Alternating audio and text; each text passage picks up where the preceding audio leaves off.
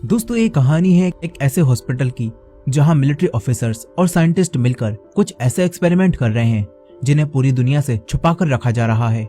और इसी दौरान कुछ लोग अपने साथियों को बचाने के लिए उस हॉस्पिटल में छुपकर घुस जाते हैं, मगर वहां उनका सामना मिलिट्री ऑफिसर्स और एक मॉन्स्टर से होता है। अब क्या वो लोग अपनी जान बचाकर हॉस्पिटल से बाहर निकल पाएंगे? और आखिर हॉस्पिटल के अंदर ऐसे कौन से एक्सपेरिमेंट हो रहे हैं जिन्हें पूरी दुनिया से छुपा कर रखा जा रहा है? चलिए देखते हैं इस कहानी में। दोस्तों ये कोरियन सीरीज काफी अच्छी है, तो इस वीडियो को एंड तक जरूर देखिएगा। तो कहानी की शुरुआत में हम कुछ जापानी सेना को देखते हैं जो अपनी की गई रिसर्च के सभी सबूतों को जलाकर जापान जाने की तैयारी कर रहे होते हैं। तभी दिखाया जाता है कि किस तरह उनके किए गए एक्सपेरिमेंट से कितने लोगों की जान गई। जापानी सेना उन सभी लोगों की डेड बॉडीज को जलाने की तैयारी करती है। फिर हम लेफ्टिनेंट काटो को देखते हैं जो कि किसी प्रकार के सीरम को इकट्ठा कर रहे होते हैं और उनके अंदर कुछ वॉर्म्स होते हैं जिन्हें नाजिन कहा जाता है। अब तभी लेफ्टिनेंट काटो को एक दरवाजा तोड़ने की आवाज आती है, मानो दूसरी तरफ से कोई मॉन्स्टर दरवाजा तोड़ने की कोशिश कर रहा हो। और यह आवाज सुनकर वो अपने सैनिकों को यहाँ आग लगाने को कहते हैं और जिंदा बचे कैदियों को भी मार डालने का ऑर्डर देते हैं, जिससे उनके एक्सपेरिमेंट के बारे में किसी को भी कुछ भी पता ना चल पाए। फिर सैनिक हर जगह आग लगाने लगते हैं। तभी उसी दरवाजे के पीछे से एक मॉन्स्टर बाहर आता है, लेकिन आग लगने की वजह से उसका क्या होता है यह हमें नहीं दिखाया जाता। यही लेफ्टिनेंट काटो और उनके सैनिक ग्योंगसोंग शहर के लिए निकल जाते हैं। फिर साल 1945 मार्च के महीने में हम ग्योंगसोंग को देखते हैं जो कि ओल्ड सियोल है। यहाँ चियोक और उसके डैड ट्रेन से ग्योंगसोंग आते हैं। वो दोनों एक डिटेक्टिव होते हैं और ग्योंगसोंग में किसी को ढूंढने आए होते हैं। चियोक के डैड एक न्यूज़पेपर खरीदते हैं और पढ़ते हैं कि टोक्यो पर हमला होने के कारण जापान अब कमजोर हो गया है, जिस वजह से जोसन यानी कि आम लोग विद्रोह करने लगे हैं। वो ये न्यूज पढ़ ही रहे होते हैं कि तभी वहां पर जापानी पुलिस आ जाती है और उन सभी विद्रोहियों को मारने लगती है जो छुपकर ये अखबार छाप रहे थे। दरअसल ये वो समय है जब जापानी सेना ने कोरिया पर कब्जा कर रखा है और कोरियाई लोगों को जोसन कहा जाता है। अब इसके बाद हम ग्योंगसोंग के सबसे अमीर आदमी जंग तेसांग को देखते हैं, जिसको पुलिस कमिश्नर इशिकावा ने अरेस्ट कर लिया था। और इशिकावा तेसांग से पूछता है कि तुम मेरी वाइफ लेडी माइदा से क्यों मिले। तभी हम पहले के सीन को देखते हैं जहां जंग तेसांग के हाउस ऑफ गोल्डन ट्रेजर को दिखाया जाता है, जहां पर लोग अपने सामान को बेचने या गिरवी रखने के लिए घंटों तक लाइन में खड़े रहते हैं। यही एक आदमी गपियोंग जो कि तेसांग के लिए काम करता है, वो लोगों को उनके सामान के बदले में उन्हें पैसे दे रहा होता है। फिर एक लड़का बोमो जो यही काम करता है, वो खरीदे हुए सामान को हाउस ऑफ गोल्डन ट्रेजर में काम करने वाली एक औरत मिस नावल के पास लेकर जाता है, लेकिन मिस नावल उससे कहती हैं कि वो दो जो तुमने छुपा ली। ये सुनकर बोमो एक वॉच निकालकर उन्हें देता है और कहता है कि ये तुम्हें वैसे भी देने ही वाला था। मिस नावल कहती हैं कि दोबारा चोरी करने की कोशिश करी तो मैं तुम्हारी उंगलियां काट दूंगी। इसके बाद वो उन खरीदे हुए सामान को एक रूम में रखती हैं जहां पहले से काफी कीमती सामान रखा होता है। अब तभी वहां तेसांग आता है और मिस नावल को लेडी माइदा से मिलने के बारे में बताता है, जो कि जनरल माइदा की बेटी और कमिश्नर इशिकावा की वाइफ हैं। वो कहता है कि मैं उनसे दोस्ती करना चाहता हूँ जिससे मेरे बिजनेस में मुझे ही फायदा होगा, मगर मिस नावल उसे ऐसा करने से मना करती हैं क्योंकि इससे वो कमिश्नर इशिकावा की नजरों में आ जाएगा और कमिश्नर इशिकावा उसका सब कुछ छीन सकता है। लेकिन तेसांग उनकी बात नहीं मानता और कहता है कि मैं जंग तेसान हूँ। तभी दिखाया जाता है कि जंग तेसान पूरे ग्योंगसोंग में काफी फेमस है और उसकी जान पहचान दूर दूर तक है और लड़कियां उसके ऊपर मरती हैं। लेकिन एक पार्टी के दौरान पुलिस ने उसे पकड़ लिया और इस तरह जंग तेसान कमिश्नर इशिकावा के पास आ गया है। अब कहानी वहीं आती है जहाँ इशिकावा तेसांग से बार बार अपनी वाइफ लेडी माइदा से मिलने की वजह पूछ रहा होता है। इस पर तेसांग इशिकावा को बोलता है कि आप अपनी वाइफ लेडी माइदा पर शक कर रहे हैं और अगर ये उन्हें पता चल गया तो उन पर क्या बीतेगी। ये सुनकर इशिकावा शांत हो जाता है। फिर थोड़ी देर बाद तेसांग कहता है कि साफ साफ बताइए आपको मुझसे क्या काम है। मैं जानता हूँ कि आपने मुझे इस पूछताछ के लिए यहाँ नहीं बुलाया है। कमिश्नर इशिकावा उसके हाथ खुलवा देता है और तेसांग को अपनी गर्लफ्रेंड मियोंगजा की फोटो दिखाता है और बताता है कि ये लड़की एक हफ्ते से गायब है। कमिश्नर इशिकावा कहता है कि इसे ढूंढ कर लाओ। तेसांग ऐसा करने से मना करता है। इस पर इशिकावा तेसांग से कहता है कि अगर वो मियोंगजा को पतझड़ तक ढूंढकर नहीं लाया तो मैं तुम्हारा सारा पैसा छीन लूंगा और तुम्हें आर्मी के साथ जंग में भेज दूंगा। ये सुनकर तेसांग मियोंगजा को ढूंढने के लिए तैयार हो जाता है। वो तुरंत ही अपने घर आकर सब लोगों को सब कुछ बताता है और मिस नावल से अपनी सारी प्रॉपर्टी बेचने के बारे में पूछता है, क्योंकि वो जानता था कि अगर मियोंगजा मिलनी होती तो पुलिस ऑफिसर्स अब तक उसे ढूंढ लेते और वो अब नहीं मिल सकती। इसीलिए मियोंगजा के बहाने कमिश्नर इशिकावा जंग तेसांग से उसका सब कुछ छीनना चाहता है। लेकिन मिस नावल उसे बताती हैं कि अगर हमने प्रॉपर्टी बेची तो इसकी खबर पूरे शहर में फैल जाएगी, जिसके बारे में इशिकावा को भी पता चल जाएगा और वो आपको जान से मार देगा। ये बात सुनकर तेसांग अपने घर की खिड़की से बाहर झांकता है और देखता है कि इशिकावा के कुछ आदमी अब उस पर नजर रखने लगे हैं। इसके बाद तेसांग अपने आदमी गपयोंग को अपने सारी खबरियों से म्योंगजा को ढूंढने को कहते हैं और अपने दोस्त जुनतेक का पता लगाने को भी कहते हैं, क्योंकि पूरे शहर में वही एक ऐसा आदमी है जो म्योंगजा के साथ भाग सकता है। तेसांग मिस नावल को अपनी सारी कीमती चीजें बेचकर पैसे जमा करने के लिए कहता है और शहर से बाहर जाने वाले जहाजों के बारे में भी पता करने के लिए कहता है, ताकि अगर म्योंगजा उन्हें नहीं मिले तो ये सब अपनी जान बचाकर यहाँ से भाग सकें। वहीं दूसरी तरफ चियोक के डैड मूनलाइट बार में जाते हैं और वहाँ काम करने वाली लेडी यंगचन से साचिमोतो नाम के एक जापानी पेंटर का पता पूछते हैं, जिस पर यंगचन उन्हें बताती है कि अगर आपको इस शहर में किसी को भी ढूंढना है तो आपको गोल्डन ट्रेजर के मालिक तेसांग से मिलना होगा। इस तरफ चियोक एक दुकान पर जाती है और एक खराब पड़ी बाइक और कुछ सामान खरीदती है, जिसके बाद वो बाइक को ठीक कर लेती है और तेसांग पर नजर रखने लगती है ताकि वो साचिमोतो के बारे में पता कर सके। वहीं दूसरी तरफ इशिकावा को दिखाया जाता है जो म्योंगजा की एक फोटो देख रहा था, जिससे हमें पता चलता है कि वो म्योंगजा को कितना पसंद करता है। तभी कुछ समय पहले का एक सीन दिखाया जाता है जब म्योंगजा गायब नहीं हुई थी। यहाँ म्योंगजा इशिकावा को बताती है कि मैं प्रेग्नेंट हूँ और ये बच्चा तुम्हारा है। ये सुनकर इशिकावा हैरान रह जाता है। फिर प्रेजेंट टाइम में म्योंगजा को दिखाया जाता है जो ओंगसोंग हॉस्पिटल के अंदर एक अंडरग्राउंड जेल में कैद होती है। यहाँ कई सारे और भी जोसन यानी कि आम लोग कैद होते हैं। फिर यहाँ पर लेफ्टिनेंट काटो और इस हॉस्पिटल के डायरेक्टर इचिरो आते हैं जो यहाँ पर कई तरह के एक्सपेरिमेंट करते हैं। इचिरो दो औरतों को बाहर निकालता है, जिसमें से एक ने अपने गले में एक स्टार बना लॉकेट पहना होता है। इचिरो उन दोनों औरतों को अलग अलग जेल में डलवाता है और उन्हें खाना खिलाता है, जिसके बाद वो दोनों औरतें वहाँ रखा पानी पीती हैं और उसके अंदर वही वर्म नाजिन होता है। इससे वो वर्म उन दोनों औरतों के शरीर में चला जाता है। इस तरफ तेसांग इशिकावा के उस पर नजर रख रहे एक आदमी के पास जाता है और उसकी कार में उसके साथ कहीं चलने के लिए कहता है, जिसके बाद इशिकावा का वो आदमी तेसांग को उसकी बताई जगह पर ले जाने लगता है। ये सब देखकर चियोक भी उनका पीछा करने लगती है। वहीं दूसरी तरफ मिस नावल एक आदमी के पास अपना कीमती सामान बेचने के लिए जाती हैं। बातों ही बातों में वो आदमी मिस नावल को बताता है कि हमारे शहर में दो डिटेक्टिव आए हुए हैं जो किसी भी इंसान को कहीं से भी ढूंढ कर ला सकते हैं। मिस नावल उस आदमी से उन दोनों का पता पूछती हैं। इस तरफ तेसांग इशिकावा के उस आदमी को कुछ पैसे देता है और फिर एक होटल में चला जाता है। इशिकावा का वो आदमी होटल के बाहर ही तेसांग का इंतजार करने लगता है। तभी तेसांग होटल के पीछे वाले रास्ते से बाहर निकलकर कहीं और जाने लगता है, लेकिन चियोक उसका पीछा करने लगती है। मगर तेसांग उसे ऐसा करते देख लेता है और उसके सर पर गन तान लेता है और पूछता है कि तुम मेरा पीछा क्यों कर रही हो। तभी चियोक हमला करके गन को जमीन पर गिरा देती है और उसे मारने लगती है। इन दोनों के बीच यहाँ फाइट शुरू हो जाती है। तभी तेसांग अपनी गन वापस उठा लेता है और चियोक के सर पर रखकर उससे पूछता है कि तुम कौन हो। चियोक भी अपने चाकू को तेसांग के गले पर रख लेती है। तेसांग कहता है कि हम अपने अपने हथियारों को नीचे करके बात करते हैं। चियोक भी तेसांग को अपनी गन नीचे करने के लिए कहती है, जिसके बाद वो दोनों अपने हथियारों को नीचे करते हैं। चियोक तेसांग से साचिमोतो का पता पूछती है और बताती है कि मैं अपनी माँ को 10 सालों से ढूंढ रही हूँ और उनके बारे में सिर्फ साचिमोतो ही जानता है। तेसांग बोलता है कि मैं किसी भी साचिमोतो को नहीं जानता। ये जानकर चियोक वहाँ से चली जाती है।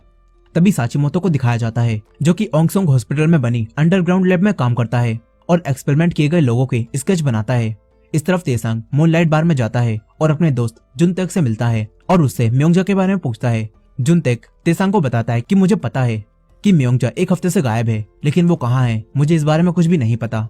जुनतेक तेसांग से कहता है कि तुम्हें अपने पैसे देश की मदद के लिए इस्तेमाल करने चाहिए, क्योंकि असल में जुनतेक ऐसे लोगों के साथ काम करता है जो मिलकर कोरिया को जापानियों से आजाद करवाना चाहते हैं। सीधे सीधे बोले तो फ्रीडम फाइटर, लेकिन तेसांग उनकी मदद करने से साफ मना कर देता है और वापस घर आ जाता है। वहीं दूसरी तरफ उन्हीं दोनों औरतों को दिखाया जाता है जिनके अंदर वो वॉर्म चला गया था। उन दोनों में से एक औरत के सर में अब बहुत तेज दर्द हो रहा होता है और वो अपना सर जमीन पर मार मार कर अपने आप को जान से मार लेती है। वहीं दूसरी औरत जिसने लॉकेट पहन रखा था वो शांति से एक तरफ बैठी रहती है, जिसके बाद लेफ्टिनेंट काटो उसके शरीर में एक सीरम इंजेक्ट करने के लिए कहता है। यही उस औरत के शरीर में वो वॉर्म अब भी जिंदा था और उसके दिमाग की तरफ बढ़ रहा होता है। इस तरफ तेसांग घर वापस आता है तो उसे मिस नावल उन्हीं डिटेक्टिव से मिलवाती हैं जो कि असल में चियोक और उसके डैडी होते हैं। तेसांग उनके बारे में उनसे पूछता है और फिर उन्हें म्योंगजा को ढूंढने के लिए कहता है, मगर चियोक उसे ढूंढने से मना करती है और वहाँ से जाने लगती है। तभी तेसांग कहता है कि मैं साचिमोतो और तुम्हारी माँ को ढूंढने में तुम्हारी मदद कर सकता हूँ, बदले में तुम्हें म्योंगजा को ढूंढना होगा। ये बात सुनकर चियोक और उसके डैड म्योंगजा को ढूंढने के लिए तैयार हो जाते हैं। वहीं दूसरी तरफ साचिमोतो स्केच बनाने के लिए उसी औरत के पास जाता है जिसके अंदर अभी सीरम इंजेक्ट किया गया था। साचिमोतो उसके पास जाकर उसे देखने की कोशिश करता है, लेकिन वहाँ उसे खून दिखाई देता है। तभी उसे वो औरत दिखती है जो कि अब उस वॉर्म और सीरम इंजेक्ट करने की वजह से पूरी तरह से एक मॉन्स्टर बन चुकी थी। उसे देखकर साचिमोतो काफी डर जाता है। फिर 1 साल पहले के एक सीन को दिखाया जाता है जहाँ पर साचिमोतो डायरेक्टर इचिरो के पास आया था और वो उनसे काम मांगता है जिसके बाद इचिरो से बताता है कि ओंगसोंग हॉस्पिटल में रोज नए एक्सपेरिमेंट होते हैं और तुम्हें उन सभी का रिकॉर्ड रखना होगा। इचिरो साचिमोतो को एक एक्सपेरिमेंट के लिए ले जाता है और वहां पर वो एक आदमी का पेट काटता है और साचिमोतो को उसका स्केच बनाने के लिए कहता है। ये देखकर साचिमोतो बहुत डर जाता है, लेकिन उसके पास पैसों की कमी थी और उसे पैसों की जरूरत थी, जिस वजह से उसे ये काम करना पड़ता है। अब एक दिन साचिमोतो कैद हुए लोगों के पास जाता है, जहाँ पर उसे एक औरत दिखती है जिसने एक लॉकेट पहना होता है। दरअसल ये वही औरत थी जो कि प्रेजेंट टाइम में अब मॉन्स्टर बन चुकी है। अब कहानी वापस प्रेजेंट में आती है और साचिमोतो उस मॉन्स्टर के गले में उसी लॉकेट को देखता है जो उसने पहले एक औरत के गले में देखा था। वो समझ जाता है कि उस औरत को अब एक्सपेरिमेंट करके मॉन्स्टर बना दिया गया है। वहीं दूसरी तरफ हम चियोक को देखते हैं जो कि अपनी मॉम की एक पिक्चर को देखती है और वो पिक्चर भी उसी औरत की होती है जो कि अब मॉन्स्टर बन चुकी है, जिससे हमें पता चलता है कि उसकी माँ अब तक ओंगसोंग हॉस्पिटल में कैद थी और अब उन्हें मॉन्स्टर बना दिया गया है। अब इसके बाद चियोक म्योंगजा का पता लगाने के लिए इशिकावा के घर में चुपके से चली जाती है, जहाँ वो लेडी मायदा को देखती है जो कि कमिश्नर इशिकावा की वाइफ है। लेडी मायदा एक आदमी को एक एनवलप देती है जिसे लेकर वो आदमी कहीं जाने लगता है। चियोक भी उस आदमी का पीछा करने लगती है। तभी उसे वो आदमी डायरेक्टर इचिरो से मिलता हुआ दिखाई देता है। इस तरफ तेसांग के घर में कुछ लोग एक मटका बेचने आए हुए थे। तेसांग उस मटके को खरीदने से मना करता है और कहता है कि ये ओरिजिनल नहीं है, लेकिन वो आदमी तेसांग से कहता है कि ये मटका मुझसे ओरिजिनल के दाम में खरीद लो, वैसे भी इशिकावा तुमसे तुम्हारा सब कुछ छीनने वाला है। उसकी ये बात सुनकर तेसांग को गुस्सा आ जाता है और वो उसे घर से बाहर निकलने के लिए कहता है, लेकिन वो आदमी मटका तोड़कर अपनी तलवारें निकाल लेता है। तभी गप्योंग, मिस नावल और बोमो भी अपनी गन निकालकर उसके ऊपर तान लेते हैं। ये देखकर वो आदमी डर जाता है और वहां से चला जाता है। फिर तेसांग अपने सभी लोगों से कहता है कि जब तक म्योंगजा नहीं मिल जाती हमें ध्यान से रहना होगा, वरना ऐसे लोग हमें लूटने की कोशिश करते रहेंगे। इसके बाद मिस नावल तेसांग को बताती हैं कि उन्हें पता चल गया है कि म्योंगजा आखिरी बार कहाँ दिखी थी। फिर चियोक और उसके डैड तेसांग को बताते हैं कि हमें उस रिक्शे वाले का पता चला जिसके रिक्शे में आखिरी बार म्योंगजा बैठी थी और वो लेडी मायदा के घर में गई थी। जिसके बाद लेडी मायदा ने म्योंगजा को ओंगसोंग हॉस्पिटल भिजवा दिया। ये लोग बताते हैं कि हमने उस रिक्शे वाले से पूछताछ की और उस रिक्शे वाले ने सब कुछ बता दिया और जिस दिन से म्योंगजा हॉस्पिटल गई है उसी दिन से किसी ने भी उसे नहीं देखा। इसका मतलब है कि वो अभी भी हॉस्पिटल के अंदर ही है। लेकिन इस पर गप्योंग बोलता है कि ओंगसोंग हॉस्पिटल के अंदर आम जोसन लोगों को जाने की इजाजत नहीं है, वहाँ सिर्फ जापानी लोग और मिलिट्री वाले ही जा सकते हैं और म्योंगजा तो बस एक मामूली जोसन है, तो वो वहाँ कैसे जा सकती है। इस पर चियोक कहती है कि इस बात का पता करने के लिए तो हमें खुद हॉस्पिटल के अंदर जाना होगा। चियोक कहती है कि तुम्हारे मालिक की जान पहचान तो काफी दूर दूर तक है ना, तो वो तो आसानी से हमें हॉस्पिटल के अंदर ले जा सकता है। चियोक की ये बात सुनकर तेसांग चियोक और उसके डैड को कुछ नए कपड़े देता है और कुछ पैसे लेकर अपने उसी दोस्त जुनतेक के पास आता है और उसे पैसे देता है और कहता है कि इन पैसों को तुम देश के भले के लिए इस्तेमाल करो, लेकिन बदले में मुझे तुम्हारा आईडी कार्ड चाहिए, क्योंकि जुनतेक उन खास जोसन परिवारों में से था जिसे अस्पताल के अंदर जाने की इजाजत थी। जुनतेक तेसांग की बात मानता है और उन पैसों को लेकर उसे अपना आईडी कार्ड दे देता है। बार की ओनर यंगचन ये सब देख रही होती है। यहाँ अब तेसांग हॉस्पिटल जाने के लिए चियोक और उसके डैड का इंतजार करने लगता है। फिर जब चियोक उन कपड़ों को पहनकर आती है जो उसने दिए थे, तो तेसांग बस उसे देखता ही रह जाता है। तेसांग तो चियोक से पहली बार मिलने पर ही प्यार करने लगा था, लेकिन वो ये बात चियोक को नहीं बता पाता। इसके बाद तेसांग चियोक, उसके डैड और गप्योंग के साथ हॉस्पिटल जाने लगता है। हॉस्पिटल के बाहर खड़े मिलिट्री ऑफिसर्स इनसे इनका आईडी कार्ड मांगते हैं। गप्योंग उन्हें जुनतेक का आईडी कार्ड दिखाता है और तेसांग को जुनतेक बताता है, जिसके बाद इन्हें हॉस्पिटल के अंदर एंट्री मिल जाती है। वहीं दूसरी तरफ इशिकावा को उसके खबरी बताते हैं कि तेसांग कुछ लोगों को लेकर ओंगसोंग हॉस्पिटल में गया है। इस तरफ हॉस्पिटल के अंदर जाने के बाद चियोक रिकॉर्ड रूम में जाने लगती है ताकि वो ये पता कर सके कि म्योंगजा को कहाँ रखा गया है। और तेसांग नर्स का ध्यान भटकाने के लिए उनसे डॉक्टर ताकाहाशी के बारे में पूछता है, क्योंकि जुनतेक ने उसे पहले ही बता दिया था कि डॉक्टर ताकाहाशी उनके फैमिली डॉक्टर हैं और वो आज छुट्टी पर होंगे। वो नर्स भी कहती है कि डॉक्टर ताकाहाशी आज नहीं आए होंगे, लेकिन तेसांग उनसे कहता है कि आप एक बार दोबारा से चेक कर लीजिए, मेरा आज का अपॉइंटमेंट है। ये सुनकर वो नर्स दोबारा से चेक करने चली जाती हैं। तभी गप्योंग अपने पेट में दर्द होने का नाटक करने लगता है और सभी लोगों का ध्यान अपनी तरफ कर लेता है, जिसके बाद चियोक चुपचाप से उस रूम में चली जाती है। चियोक यहाँ आकर रिकॉर्ड दिख रही होती है, लेकिन तभी यहाँ पर क्लीनर आ जाता है और चियोक से पूछता है कि वो रिकॉर्ड रूम के अंदर क्या कर रही है, जिस पर चियोक उससे बोलती है कि मैं यहाँ खो गई हूँ। वो कहती है कि मेरी दोस्त इसी हॉस्पिटल में एडमिट है, लेकिन मैं उसे नहीं ढूंढ पा रही, इसीलिए मैं रिकॉर्ड रूम में उसका नाम ढूंढ रही हूँ। मगर चियोक की बातों पर वो क्लीनर यकीन नहीं करता और उससे वही सवाल दोबारा से पूछता है। तभी वहाँ पर चियोक के डैड आते हैं और उसके सर पर गन तान लेते हैं। उन्हें देखकर वो क्लीनर पूछता है कि कहीं तुम लोग मंचूरिया से तो नहीं हो।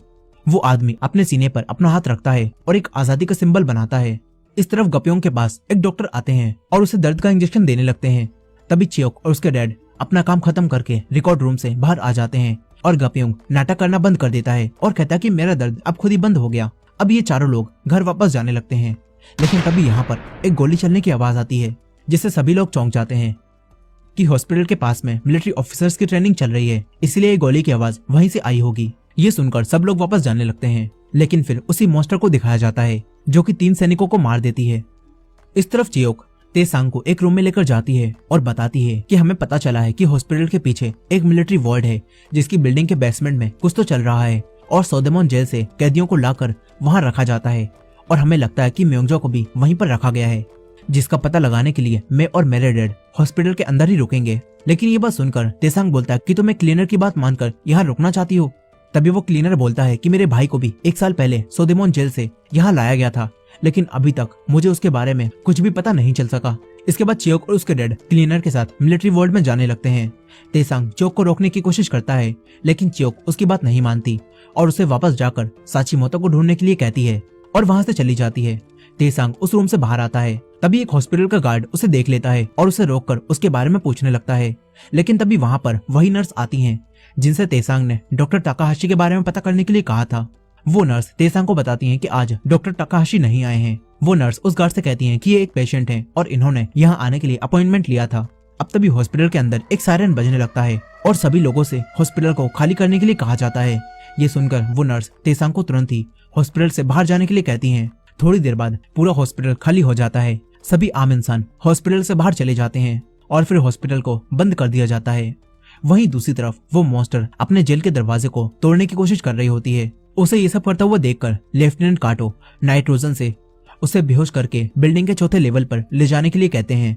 फिर वहां पर नाइट्रोजन की वजह से एंथ्रेक्स हवा में उड़ने लगते हैं, जिन्हें कैद हुए लोग बर्फ समझकर उसे छूने लगते हैं, मगर उससे उनके शरीर का वही हिस्सा जलने लगता है जहां पर वो एंथ्रेक्स टच हुआ था। इस वजह से बहुत सारे कैदी मारे जाते हैं। इस तरफ क्लीनर चियोक और उसके डैड को हॉस्पिटल की छत पर ले जाता है, जहां से मिलिट्री वॉर्ड की पूरी बिल्डिंग दिखाई देती है। क्लीनर बताता है कि बिल्डिंग के पहले फ्लोर पर ऑफिस और कम्युनिकेशन रूम है और दूसरे और तीसरे फ्लोर पर घायल सैनिकों को रखा जाता है। वो बोलता है कि वहाँ इतने सैनिक तैनात हैं कि मुझे भी 2 दिन में सिर्फ एक बार ही अंदर भेजा जाता है।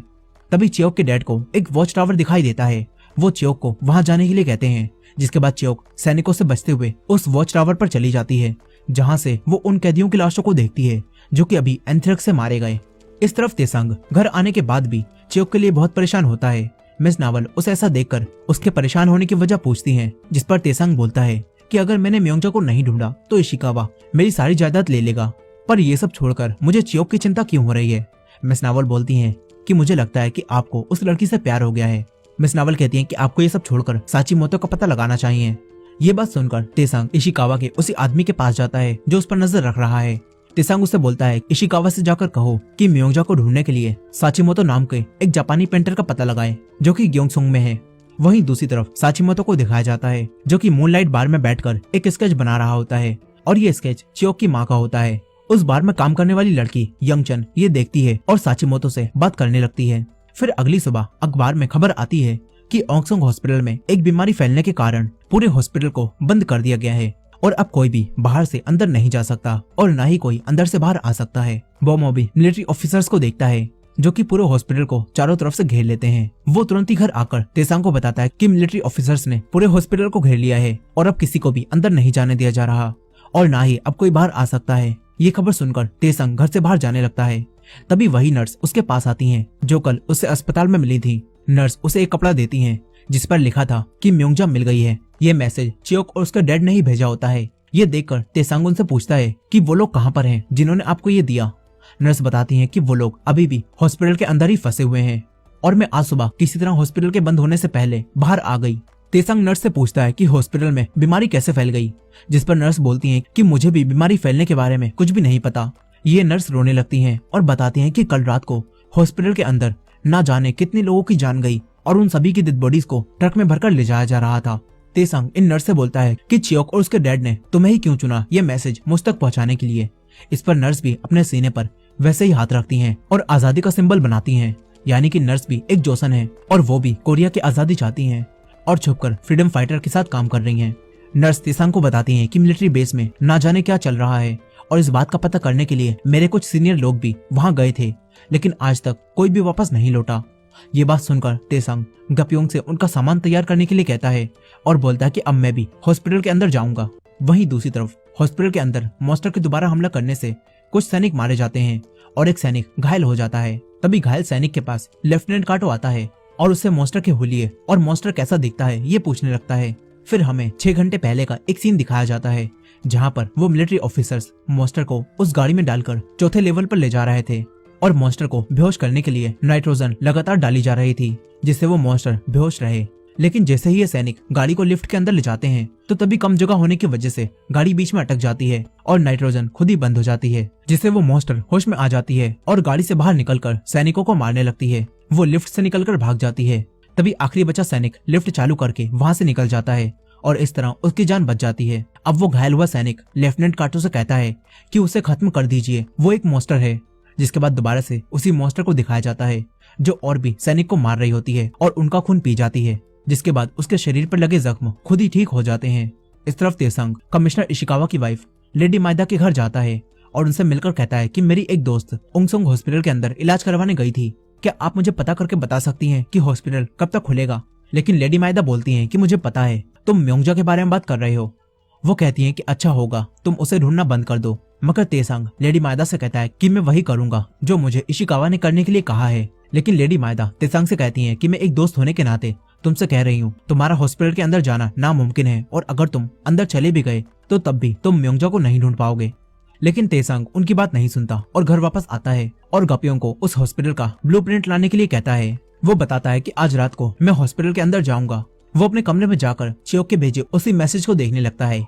यहाँ हमें पता चलता है कि नर्स ने उससे ये भी कहा था कि आज रात को आपको 10 बजे हॉस्पिटल के ईस्ट विंग में किसी तरह का एक सिग्नल देना होगा जिससे वो लोग समझ जाएंगे कि आप उन्हें बाहर निकालने के लिए हॉस्पिटल के अंदर पहुंच चुके हैं। अब इसके बाद अगले दिन इशिकावा तेसंग के बारे में अपने डिटेक्टिव से पूछता है, जिस पर वो उसे बताता है कि तेसंग आज पूरे दिन कुछ अजीब सी हरकतें करता रहा। पहले वो 1 घंटे तक एक चाइनीज आदमी मिस्टर वांग के साथ जुआ खेलता रहा और फिर वो एक रिक्शा में बिना वजह ही घूमता रहा और फिर हमने उसे एक टेलर के पास देखा।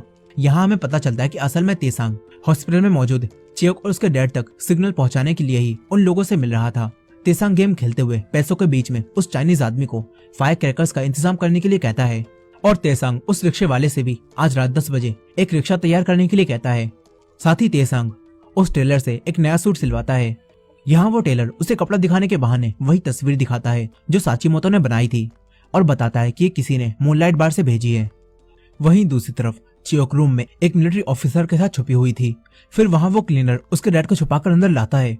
चियोक अपने डैड और क्लीनर को उसी मिलिट्री ऑफिसर से मिलवाती है और बताती है कि ये भी एक जोसन है और हमारे साथ है।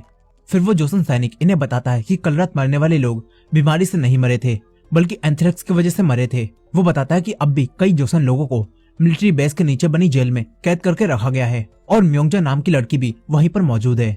वो बताता है कि कल रात लोगों के मरने के बाद जब हमें वहां सफाई के लिए भेजा गया था तो उसने मुझे अपना नाम बताया था और मुझसे मदद मांगी थी, पर मैं उसकी मदद नहीं कर पाया क्योंकि मैं भी उसी की तरह मजबूर था। इस जोसन सैनिक की बातों से हमें पता चलता है कि वो भी उसकी बिना मर्जी के यहाँ काम कर रहा है और जापानी सैनिक उसे काफी मारते भी हैं और इस सबसे परेशान होकर कल रात उसने अपनी जान लेने की कोशिश की थी।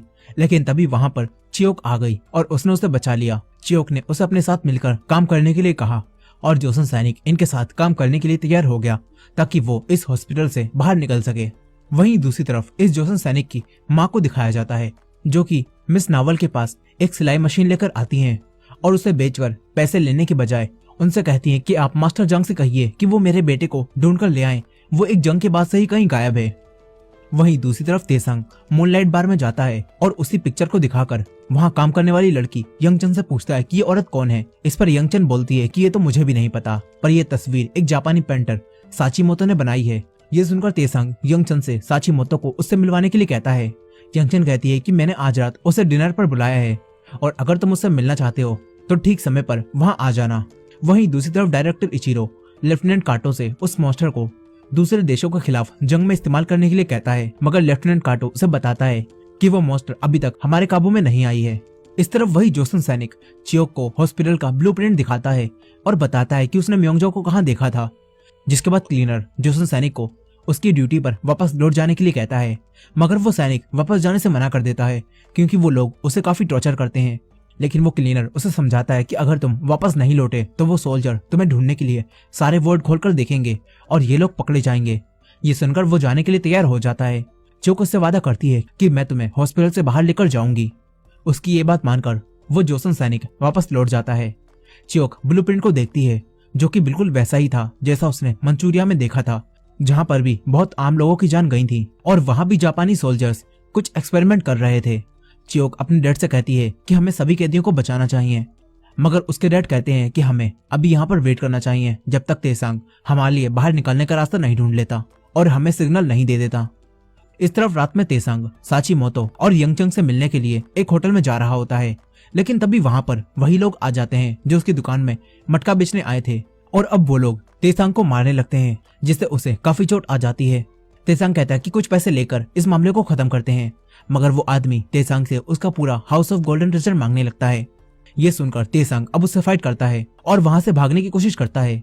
तभी वहां पर एक जापानी पुलिस ऑफिसर आता है। तेसांग उससे उसे बचाने के लिए कहता है, लेकिन वो तलवार वाला आदमी पुलिस ऑफिसर से कहता है कि ये कोई जापानी नहीं है बल्कि एक जोसन है, इसलिए इसके पीछे अपना टाइम बर्बाद मत करो। ये बात सुनकर वो पुलिस ऑफिसर तेसांग को बचाए बिना ही यहाँ से चला जाता है। तेसांग को अब एहसास होता है कि जोसन लोगों की जान की कोई भी कीमत नहीं है। इसके बाद तेसांग उन लोगों के सीनियर को मारता है और फिर उनसे लड़कर उन्हें हरा देता है। वो होटल में आता है, लेकिन उसे वहां पहुंचने में अब देर हो जाती है, जिस वजह से यंगचन और साचीमोतो यहाँ से चले गए होते हैं।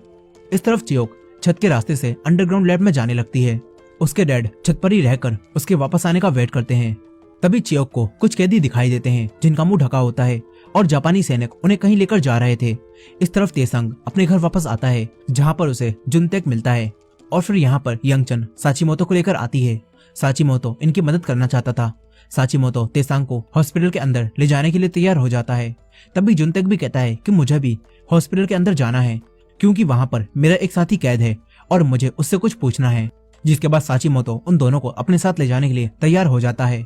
वो तेसांग को एक रिक्शा चलाने के लिए कहता है और जुनतेक को एक बॉक्स के अंदर छुपा देता है। जिसके बाद जब ये लोग हॉस्पिटल के बाहर पहुंचते हैं तो साचीमोतो सैनिकों से कहता है कि ये सामान डायरेक्टर इचिरो का है और ये बहुत ज्यादा है, इसीलिए मुझे इस रिक्शे वाले के साथ ही अंदर जाना होगा। डायरेक्टर इचिरो का नाम सुनकर वो सैनिक रिक्शे को अंदर जाने देते हैं, जिससे तेसांग और जुनतेक दोनों हॉस्पिटल के अंदर आ जाते हैं। वहीं गप्योंग भी चियोक और उसके डैड को तेसांग के अंदर पहुंचने का संदेश पहुंचाने के लिए हॉस्पिटल के पास फायर क्रैकर्स जलाने जाता है। दूसरी तरफ चियोक एक लैब में जाती है, जहां पर उसे शरीर के अलग अलग हिस्से कटे हुए रखे दिखाई देते हैं, जिन्हें देखकर चियोक काफी डर जाती है। तभी उसकी नजर वहां कैद हुए कुछ बच्चों पर जाती है। वो बच्चे चियोक से कहते हैं कि हमारी जान बचा लो। चियोक को उन मासूम बच्चों को देखकर उन पर तरस आ जाता है और चियोक उन सभी बच्चों को छुड़ाकर छत की तरफ ले जाने लगती है। लेकिन तभी वहां पर एक डॉक्टर आता है जो बच्चों की जेल को खाली देखकर उन्हें ढूंढने लगता है। तभी चियोक उस डॉक्टर का गला काट देती है और उसे मार देती है। फिर वो बच्चों को लेकर छत की तरफ जाने लगती है, लेकिन तभी छत पर कुछ सैनिक ड्रिंक करने के लिए आ जाते हैं और वहीं बैठ जाते हैं। उन्हें देखकर चियोक के डैड वहीं छुपे रहते हैं, लेकिन तभी सैनिक चियोक के वहां आने की आवाज सुन लेते हैं, जिसके बाद चियोक के डैड तुरंत ही बाहर आ जाते हैं और सरेंडर करने लगते हैं। लेकिन तभी गप्योंग भी हॉस्पिटल के पास पहुंचकर वहां पर फायर क्रैकर्स जलाने लगता है।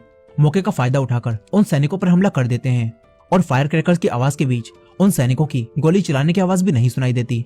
चियोक भी तुरंत ही बाहर आकर उन सैनिकों पर हमला कर देती है और उन्हें मारने लगती है।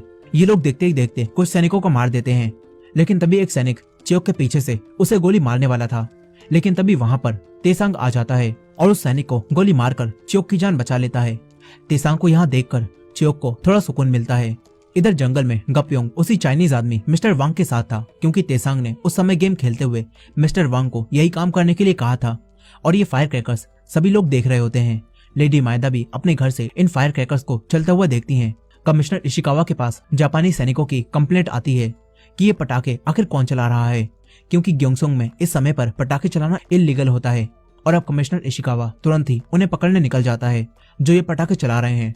इधर तेसांग चियोक से पूछता है कि आखिर म्योंगजो कहाँ है, जिस पर चियोक तेसांग को वही सारे बच्चे दिखाती है और कहती है कि पहले हमें इन बच्चों को हॉस्पिटल से बाहर निकालना होगा।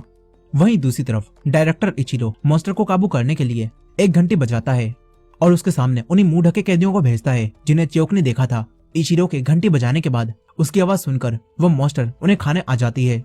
फिर इचिरो लेफ्टिनेंट काटो को बताता है कि ऐसा करने से मैं उस मॉन्स्टर से जान पहचान बना रहा हूँ और अब जब भी मैं ये बेल बजाऊंगा तो वो मॉन्स्टर समझ जाएगी कि मैं उसके लिए खाना लाया हूँ। इस तरह मैं उसका मालिक बन जाऊंगा।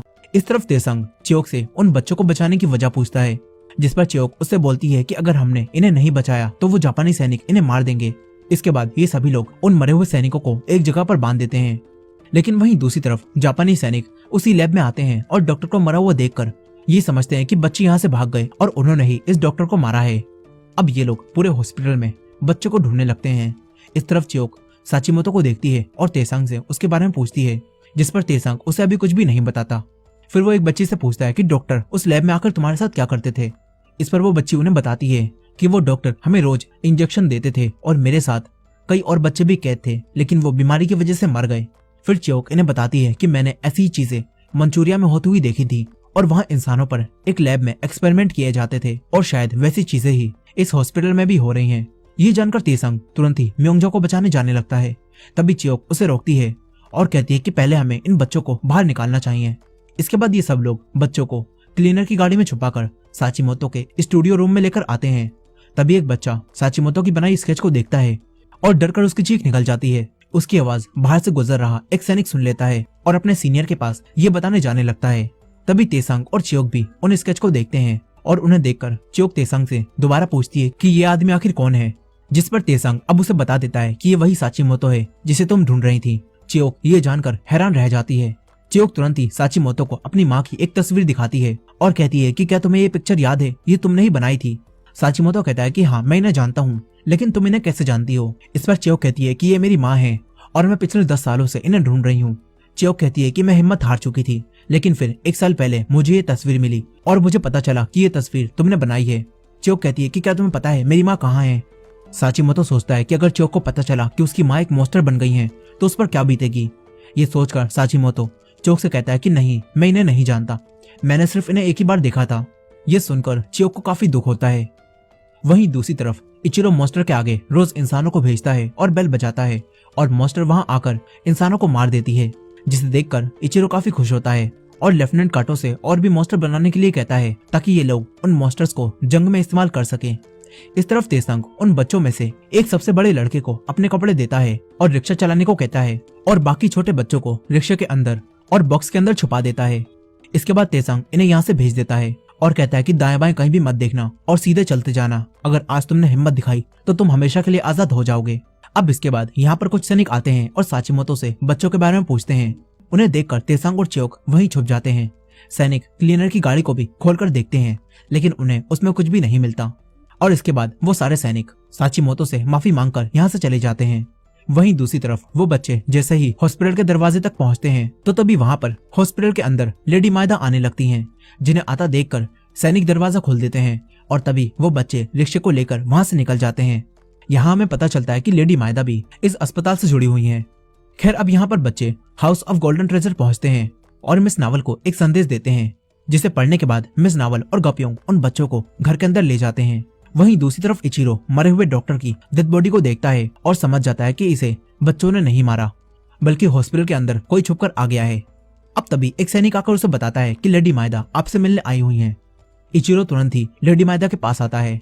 लेडी मायदा इचिरो को बताती हैं कि तेसंग नाम का एक लड़का आपके हॉस्पिटल में आ चुका है।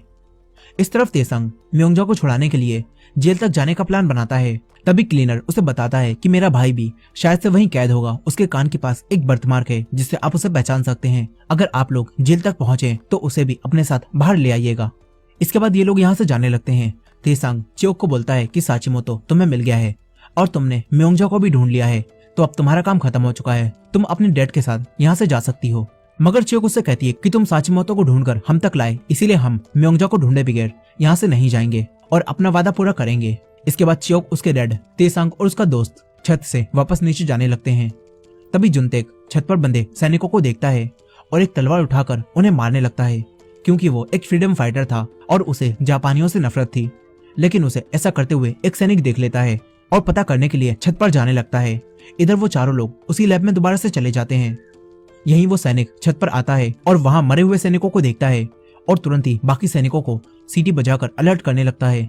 दूसरी तरफ लेडी मायदा इचिरो को बोलती हैं कि जब तक म्योंगजो का बच्चा पैदा नहीं हो जाता उसे एक खरोच भी नहीं आनी चाहिए। ये बात सुनकर इचिरो म्योंगजो को एक अलग जेल में डलवा देता है। वहीं वो मॉन्स्टर म्योंगजो की चीखने की आवाज सुनती है और लिफ्ट की तरफ आती है और खुद लिफ्ट को चालू करके नीचे चली जाती है। वो मॉन्स्टर वहां मौजूद सैनिकों को जान से मार देती है। वहीं दूसरी तरफ इचिरो लैब के बाहर और भी ज्यादा सैनिकों को तैनात कर देता है और कहता है कि अगर कोई भी अनजान आदमी दिखे तो उसे गोली मार दो। चियोक और बाकी सब छुपकर ये सब सुन रहे थे और अब ये लोग दूसरे रास्ते से जेल तक जाने लगते हैं। लेकिन छत से एक सैनिक नीचे जाने के रास्ते को खुला देख लेता है और चेक करने के लिए अंदर चला जाता है। उस सैनिक को ये लोग दिख जाते हैं। सैनिक इनका पीछा करने लगता है और एक रूम तक पहुंचकर इनसे फाइट करने लगता है। तभी जुनतेक इन्हें छोड़कर भाग जाता है। यहाँ तेसंग उस सैनिक से उसकी गन छीनकर उसे ही मार देता है। वहीं दूसरी तरफ वो मॉन्स्टर नीचे आकर और भी सैनिकों को मार देती है और लिफ्ट के जरिए इधर उधर घूमने लगती है। इस तरफ चियोक तेसांग के लगी चोट देखती है और उसकी पट्टी करने लगती है। तभी चियोक के डैड तेसांग को बताते हैं कि तुम्हारा दोस्त जुनतेक हमें छोड़कर भाग गया। इस पर तेसांग बोलता है कि वो मेरी वजह से अंदर नहीं आया था, बल्कि वो अपने किसी दोस्त को ढूंढने आया था और हमारे बीच यही बात हुई थी कि हम एक दूसरे के काम में दखल नहीं देंगे।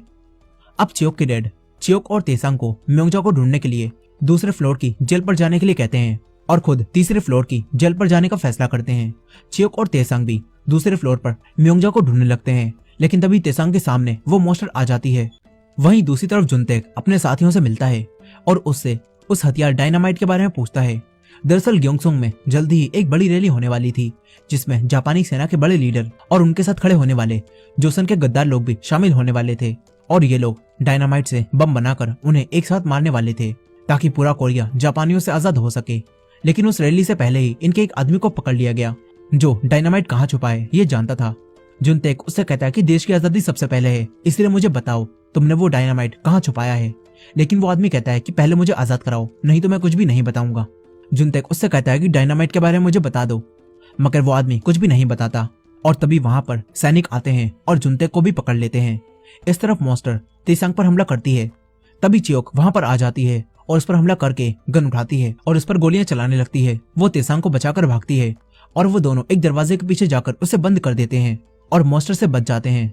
यहीं गोली चलने की आवाज सुनकर चियोक के डैड भी वहां आते हैं और मॉन्स्टर को देखते हैं।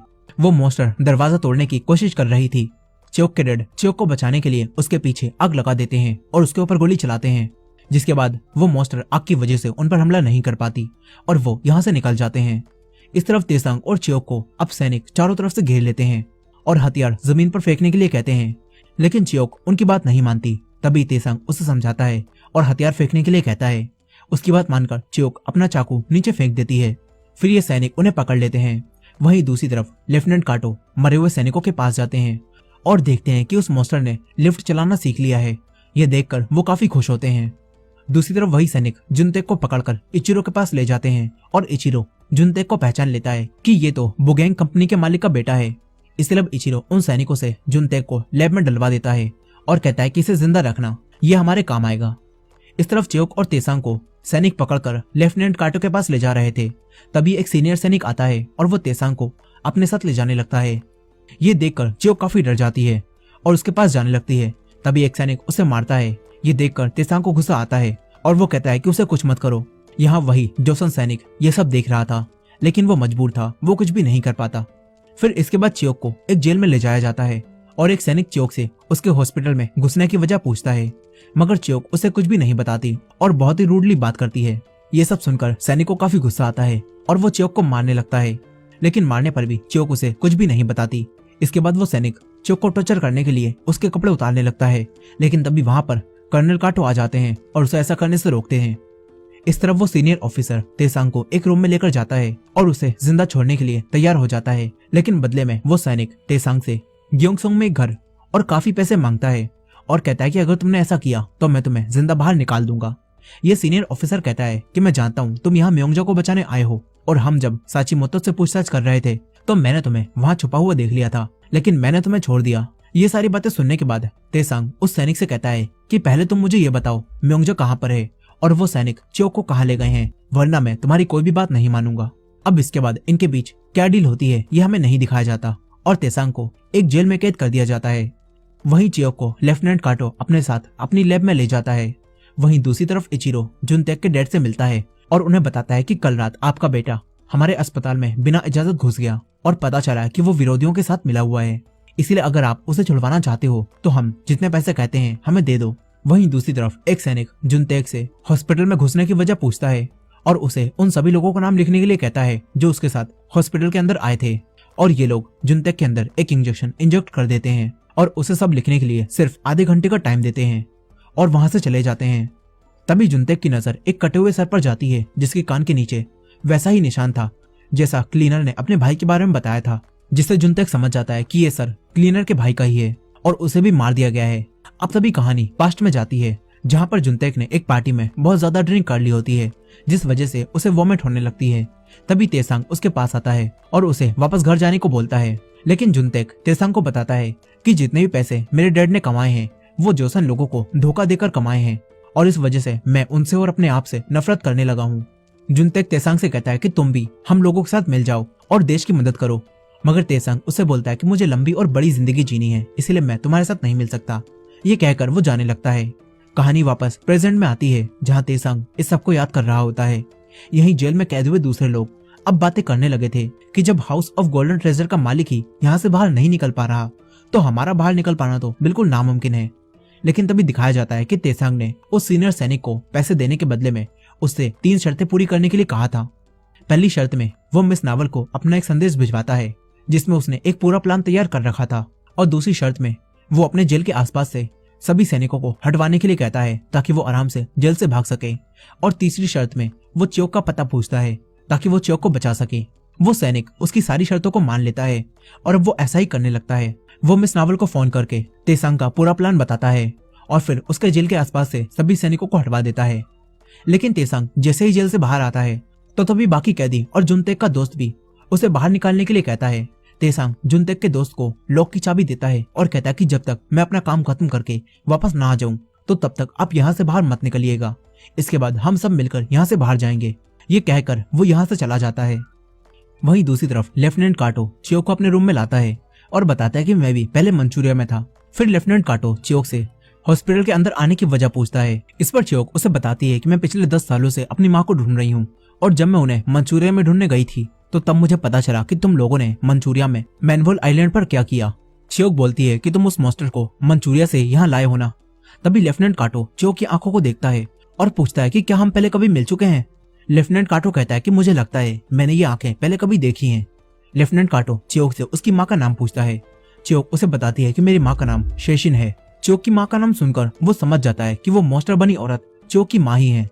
लेफ्टिनेंट काटो च्योक से पूछता है कि जब तुम उस मॉन्स्टर के सामने गई तो तुम्हें कुछ अजीब लगा। च्योक कहती है कि नहीं, मैं बस भागकर अपनी जान बचाने में बिजी थी। च्योक उससे पूछती है कि अचानक तुमने मेरी माँ का नाम क्यों पूछा, क्या तुम मेरी माँ को जानते हो। लेकिन लेफ्टिनेंट काटो उसे कुछ भी नहीं बताता और च्योक को भी पानी में वही वॉर्म डालकर देता है जिसे पीने से उसकी माँ मॉन्स्टर बनी थी। लेकिन च्योक वो पानी नहीं पीती।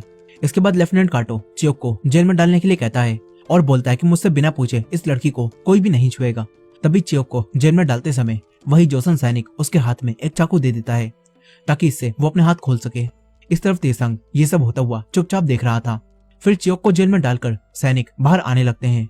ये देखकर तेसांग वहीं छुप जाता है। वहीं दूसरी तरफ जुनतेक के डैड इचिरो को जुनतेक को छोड़ने के लिए उसके मांगे पैसे दे देते हैं। उन पैसों को लेकर इचिरो बिना कुछ बोले ही वहां से चला जाता है। इसके बाद मिस नावल और गप्योंग वहां आते हैं और जुनतेक के डैड से कहते हैं कि आप उस आदमी के भरोसे मत बैठिए, हमने आपके बेटे को छुड़ाने का एक दूसरा रास्ता निकाल लिया है। ये लोग अब उन सभी लोगों को हॉस्पिटल से बाहर निकालने की प्लानिंग करने लगते हैं। इस तरफ च्योक को एक दीवार पर कुछ लिखा हुआ दिखाई देता है जो कि उसकी माँ ने ही लिखा था, क्योंकि एक्सपेरिमेंट के समय उन्हें भी इसी जगह पर कैद किया गया था। यहाँ च्योक उस मैसेज को पढ़ती है जिसमें उसकी माँ ने लिखा था कि मेरी बेटी च्योक, मैं तुम्हें काफी मिस कर रही हूँ। ये देखकर च्योक बहुत रोने लगती है और च्योक को यकीन हो जाता है कि उसकी माँ भी इसी जेल में कहीं कैद है और लेफ्टिनेंट काटो उन्हें देख चुका है, इसी वजह से वो मेरी आंखों को पहचानता था। इस तरफ च्योक को छुड़ाने के लिए तेसांग वहां आता है और दोनों सैनिकों को मार देता है और च्योक के पास आता है। च्योक उसे बताती है कि मेरी माँ भी इसी जेल में कैद थी और शायद अभी भी वो यहीं पर है। तेसांग भी उस मैसेज को पढ़ता है। अब तभी च्योक अपनी माँ को ढूंढने जाने लगती है।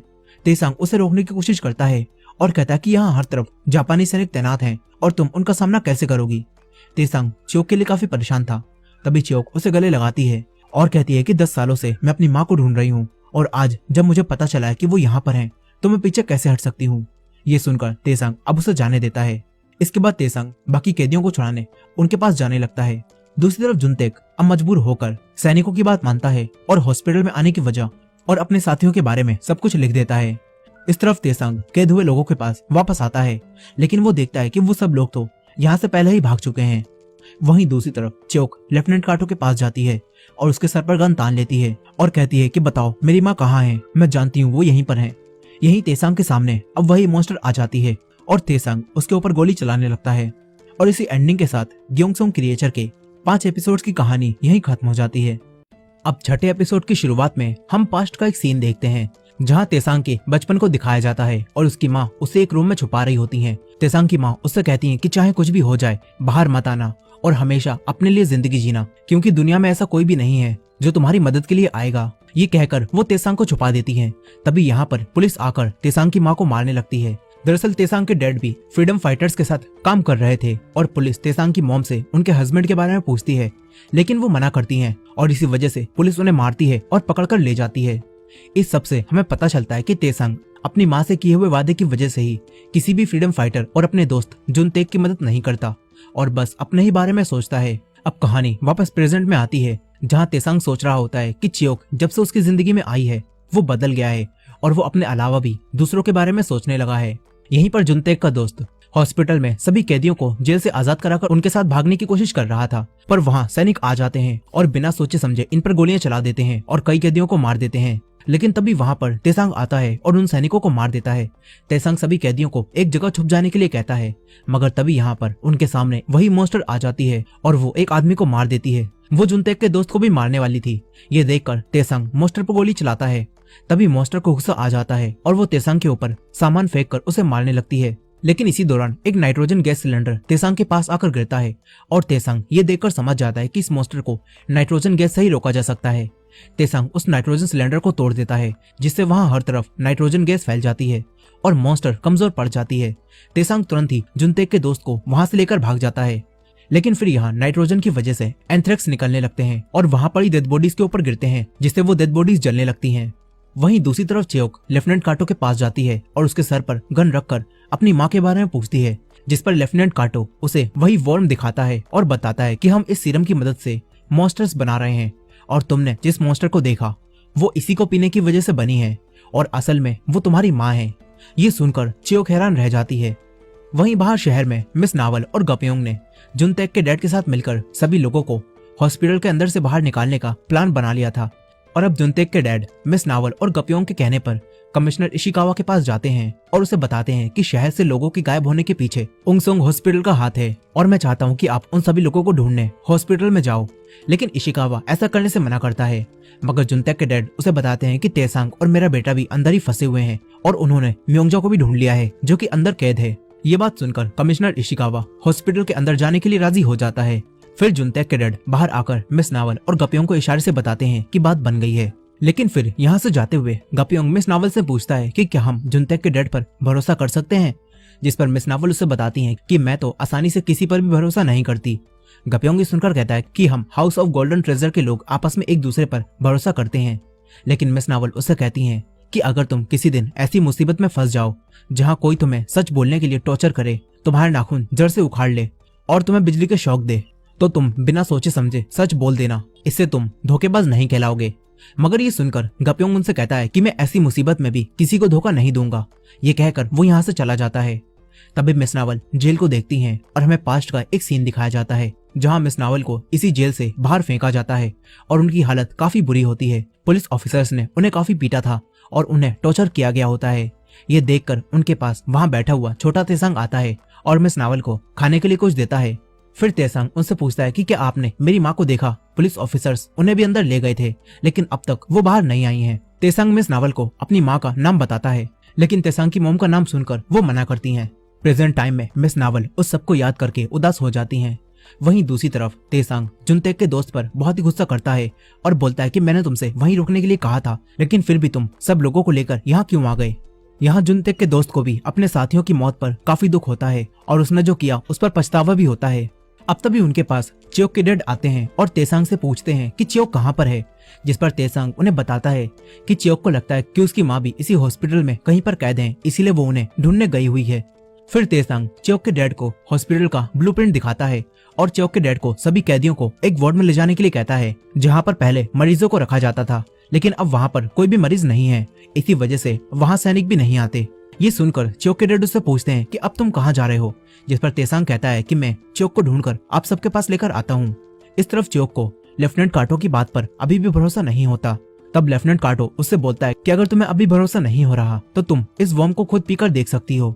लेकिन उसकी ऐसी बातें सुनकर चियोक को गुस्सा आ जाता है और चियोक उसे मारने लगती है और मॉन्स्टर को कैसे रोक सकते हैं ये पूछती है। लेकिन लेफ्टिनेंट काटो उसे कुछ भी नहीं बताता और हंसने लगता है।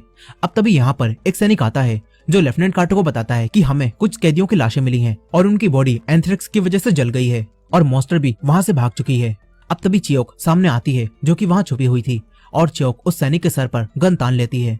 वहीं दूसरी तरफ इचिरो को उन सभी कैदियों के भागने के बारे में पता चलता है, जिसके बाद वो उसी सीनियर सैनिक को बुलाता है जिसने तेसांग की भागने में मदद की थी। इचिरो उस सैनिक से पूछता है कि तुम्हारे होते हुए वो सारे कैदी आखिर कैसे भाग गए। इचिरो उस पर बहुत गुस्सा करता है और उसे मारने लगता है और उससे कहता है कि उन सभी को ढूंढ कर लाओ, नहीं तो मैं तुम्हें और तुम्हारे पूरे परिवार को यहाँ मार दूंगा और तुम पर एक्सपेरिमेंट करूंगा। अब तभी इचिरो के पास एक सैनिक आता है और इचिरो को बताता है कि कमिश्नर इशिकावा आपसे मिलने आए हैं। ये सुनकर इचिरो यहाँ से चला जाता है। वहीं चियोक उसी सैनिक के कपड़े पहनकर लेफ्टिनेंट काटो के साथ मॉन्स्टर को ढूंढने जाने लगती है। तभी कुछ सैनिक वहां आते हैं और लेफ्टिनेंट काटो को बताते हैं कि वो मॉन्स्टर दूसरे लेवल पर है और हम वहां नाइट्रोजन फेंकेंगे और अगर उससे वो मॉन्स्टर बेहोश नहीं हुई तो हम उसे गोलियों से मार देंगे। मगर लेफ्टिनेंट काटो कहता है कि उसको मारने का बस एक ही तरीका है, वो है उसे जलाना। लेफ्टिनेंट काटो चियोक से बात करने लगता है और कहता है कि क्या तुम अपनी माँ को जला पाओगी। अब तभी सैनिक चियोक को देख लेते हैं और उसे पहचान कर उस पर पीछे से हमला करते हैं और उसे बेहोश कर देते हैं। वहीं लेडी मायदा के पास अपने एक खबरी का मैसेज आता है जिससे उन्हें पता चल जाता है कि म्योंगजो को बचाने का मिशन शुरू हो चुका है। लेकिन अब लेडी मायदा का वो खबरी कौन है इसका पता हमें आगे चलेगा। खैर यही मिस नावल एक आदमी को एक मैसेज देती है, फिर वो मैसेज दूसरे आदमी के पास जाता है, फिर एक और आदमी के पास जाता है, फिर एक और आदमी के पास जाता है, फिर एक और आदमी के पास जाता है। इस तरह सभी लोगों को पता चल जाता है कि आज रात में उन्हें क्या काम करना है।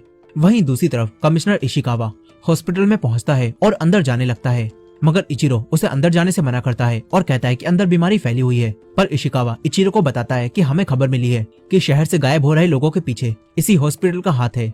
मगर इचिरो मना करता है। कमिश्नर इशिकावा उससे बोलता है कि हम बस यहाँ पर फॉर्मेलिटी पूरी करने आए हैं, इसलिए हमें बस अंदर आने दो, हम जांच नहीं करेंगे। ये सुनकर इचिरो उन्हें अंदर आने देता है और अपने एक सैनिक को म्योंगजा को किसी दूसरी जेल में डालने के लिए कहता है। लेकिन यहीं पर इशिकावा के साथ गपियों को भी दिखाया जाता है जो कि एक पुलिस ऑफिसर बनकर पुलिस ट्रक लेकर अंदर आ गया होता है, क्योंकि ये सब उनके प्लान का एक हिस्सा है और इनके प्लान में अब इशिकावा भी शामिल हो चुका है। इस तरफ तेसांग चियोक को ढूंढने लेफ्टिनेंट काटो के लैब में जाता है और यहाँ पर वो एक सैनिक को बंधा हुआ देखता है। तेसांग उससे पूछता है कि चियोक कहाँ पर है, जिस पर वो सैनिक बोलता है कि उस लड़की ने मुझे मारा और वो लेफ्टिनेंट काटो के साथ चली गई। वहीं दूसरी तरफ चियोक को होश आता है तो वो अपने आप को एक जगह पर लोहे की जंजीरों से बंधी हुई पाती है और सैनिक चियोक को चारा बनाकर मॉन्स्टर के वहां आने का इंतजार कर रहे होते हैं और वो लोग नाइट्रोजन गैस और गन लेकर मॉन्स्टर को मारने के लिए बिल्कुल तैयार होते हैं। फिर वहां पर मॉन्स्टर आती है। चियोक उसके गले में अपनी मॉम को दिया हुआ वही लॉकेट देखती है और समझ जाती है कि लेफ्टिनेंट काटो सच बोल रहा था, ये मॉन्स्टर ही मेरी माँ है। चियोक ये सब देखकर रोने लगती है। तभी मॉन्स्टर उस पर हमला करती है। चियोक उसे कहती है कि माँ रुक जाइए। मॉन्स्टर माँ शब्द सुनकर वहीं रुक जाती है और चियोक को पहचान लेती है कि ये तो मेरी बेटी है। तभी लेफ्टिनेंट काटो सैनिकों को उस पर हमला करने को बोलता है और सैनिक गोलियां चलाने लगते हैं। तभी मॉन्स्टर चियोक को बचाती है। ये देखकर लेफ्टिनेंट काटो नाइट्रोजन गैस छोड़ने के लिए कहता है और सैनिक मॉन्स्टर पर नाइट्रोजन गैस डालने लगते हैं और गोलियों से हमला करते हैं। तभी मॉन्स्टर चियोक की चैन तोड़ती है और उसे दूर फेंक देती है ताकि उसकी बेटी को चोट ना लगे। चियोक मॉन्स्टर यानी कि अपनी माँ को गोली लगते देख बहुत दुखी होती है और अपनी माँ के पास जाने की कोशिश करती है। लेकिन तभी यहाँ पर तेसांग आ जाता है और उसे वहां से बचाकर ले जाता है। चियोक तेसांग को बताती है कि वो मॉन्स्टर मेरी माँ है। चियोक बहुत रोती है।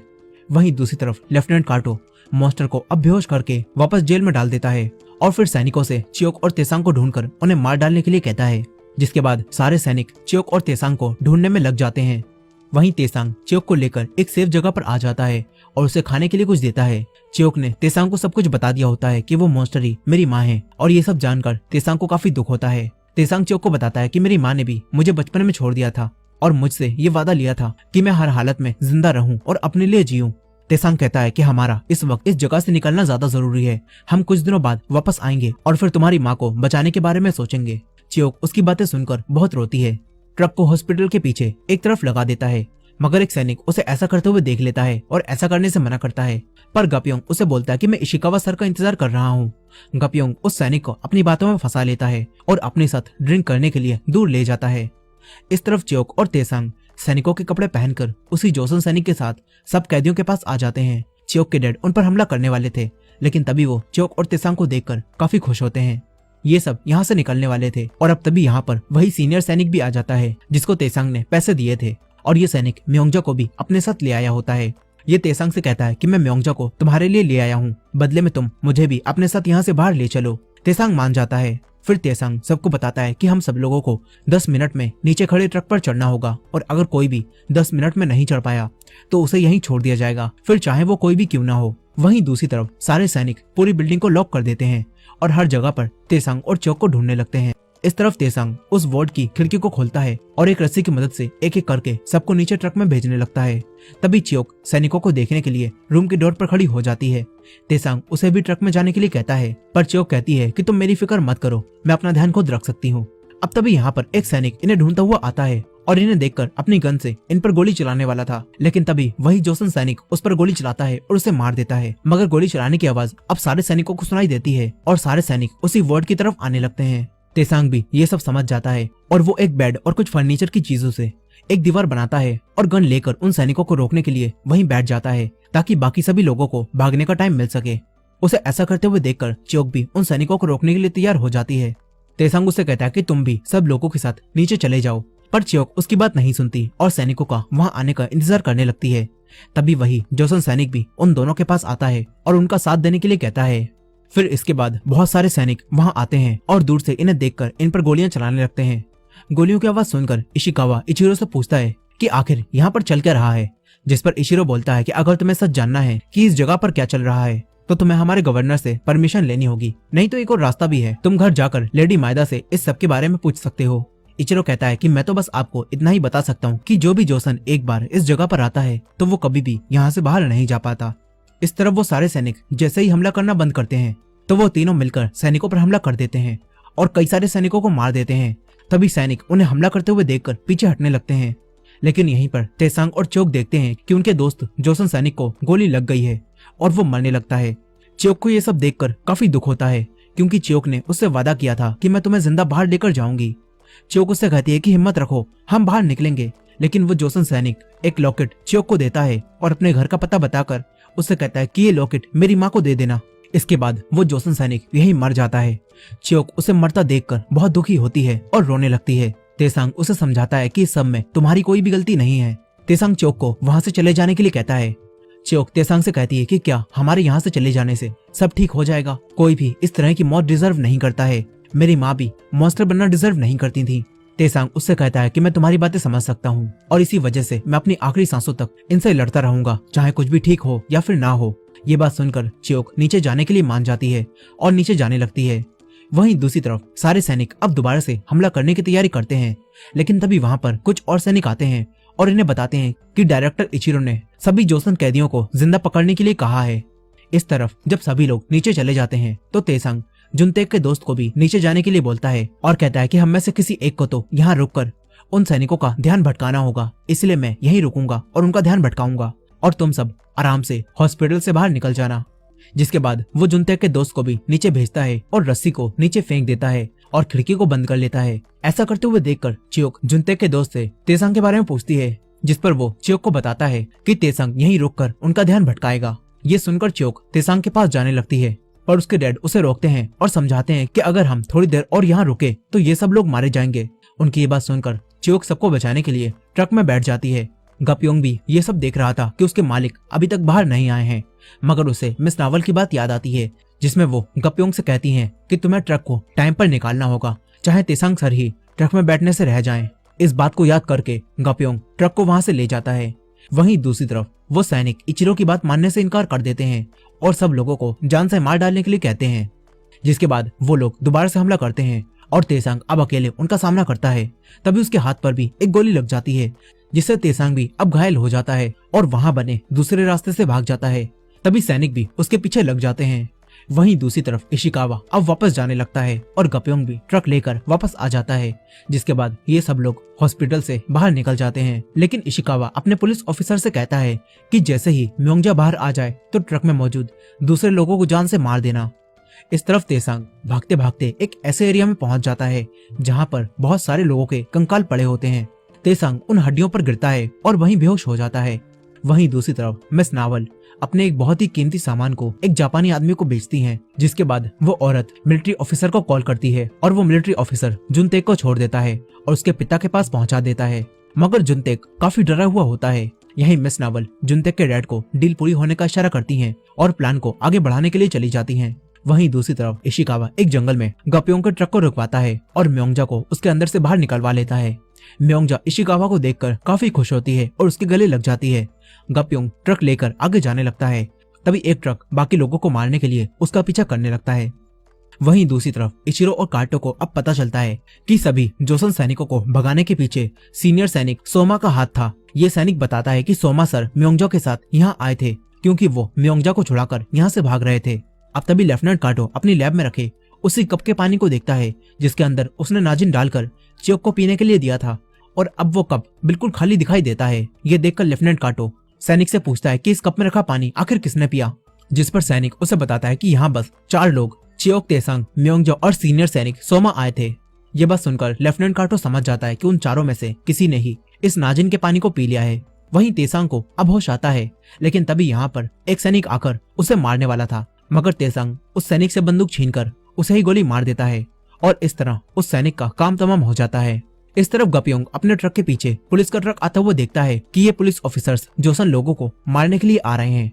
गप्योंग अपने ट्रक को शहर की तरफ ले जाता है जहाँ पर मिस नावल और मूनलाइट बार वाली लड़की यंगचन मिलकर सब जोसन लोगों को फ्री में पार्टी दे रही होती हैं, जिससे ये सब लोग गप्योंग के ट्रक को आगे निकल जाने देते हैं और पुलिस के ट्रक को वहीं घेर लेते हैं। लेकिन ये ऑफिसर्स दूसरे रास्ते से अब उनके पीछे जाने लगते हैं, मगर तभी इनके सामने कई सारे रिक्शे वाले आ जाते हैं।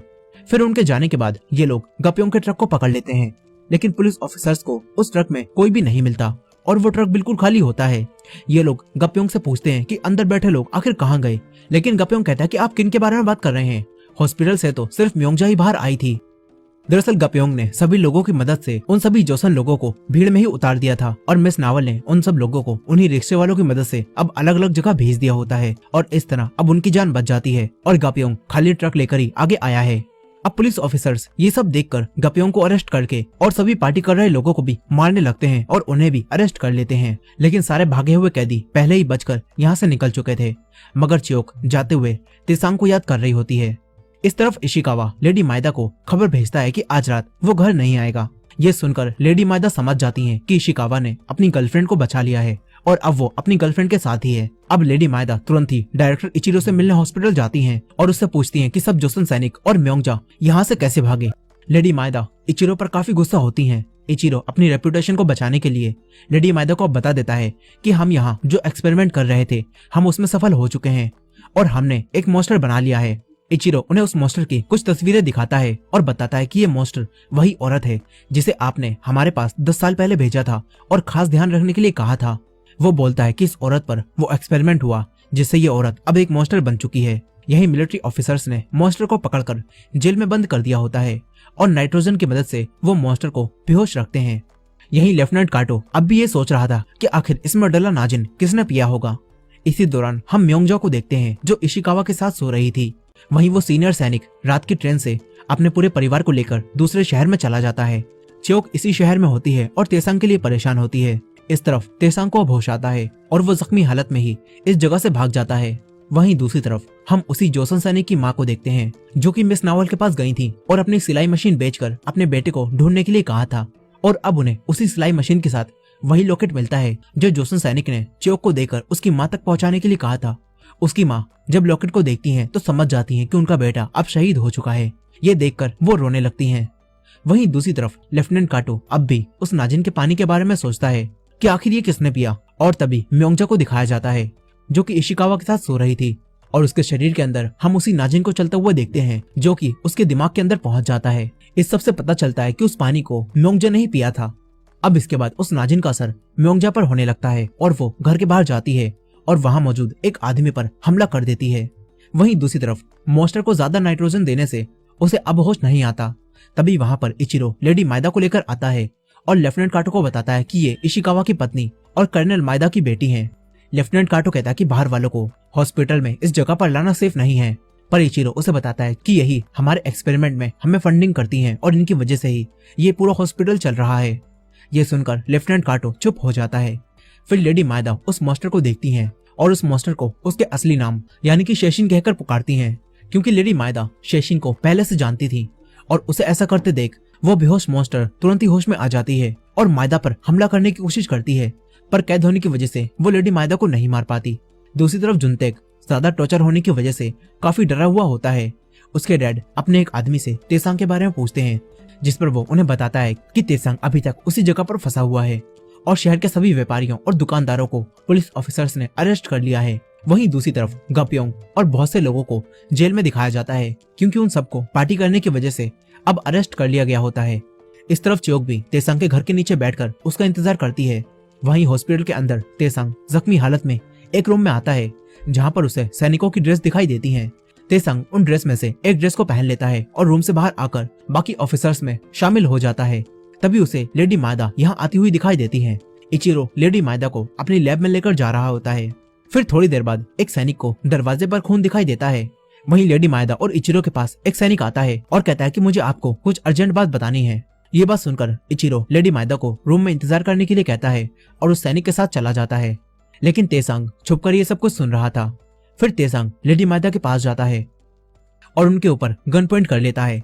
लेडी मायदा उसे देखकर पूछती है कि तुम यहाँ क्या कर रहे हो, जिस पर तेसांग लेडी मायदा से कहता है कि मैं किसी काम से यहाँ आया था और अब मैं चाहता हूँ कि आप मेरी मदद करो और मुझे यहाँ से बाहर निकालो। यहीं इचिरो के पास दो सैनिक और आते हैं और उसे बताते हैं कि हमें आपकी लैब के बाहर खून के निशान मिले हैं, यानी कि कोई जोसन अभी भी यहीं पर है। ये सुनकर इचिरो तुरंत ही लेडी मायदा के पास आता है, मगर वो देखता है कि लेडी मायदा तो यहाँ है ही नहीं। तभी वो यहाँ पड़े खून को देखता है और सब समझ जाता है। इचिरो सब सैनिकों को अलर्ट कर देता है और लेडी मायदा को बचाने के लिए कहता है। यही लेडी मायदा तेसांग के साथ बिल्डिंग से बाहर आती हैं, जहां तेसांग लेडी मायदा की कार में बैठकर उसके ड्राइवर पर गन पॉइंट करके उसे कार चलाने के लिए कहता है। ये देखकर वो ड्राइवर गाड़ी चलाने लगता है, मगर जख्मी होने के कारण तेसांग वहीं बेहोश हो जाता है। ड्राइवर लेडी मायदा से पूछता है कि क्या गाड़ी रोककर इसे पकड़वा दूं, लेकिन लेडी मायदा मना कर देती हैं। यहाँ हमें पता चलता है कि लेडी मायदा असल में तेसांग से प्यार करती हैं और लेडी मायदा ने तो असल में इशिकावा से सिर्फ इसलिए शादी की थी ताकि वो जापान से कोरिया आ सकें। अब यहाँ लेडी मायदा तेसांग को अपने साथ ले जाती हैं, जिसके बाद 4 दिन बीत जाते हैं। चियोक रोज तेसांग के घर जाकर दिन भर बाहर बैठकर तेसांग का इंतजार करती रहती है, लेकिन तेसांग वहां नहीं आता। चियोक के डैड चियोक से कहते हैं कि तेसांग की खबर ना मिले पूरे 4 दिन बीत चुके हैं और अब मुझे लगता है कि वो कभी भी अब वापस नहीं आएंगे।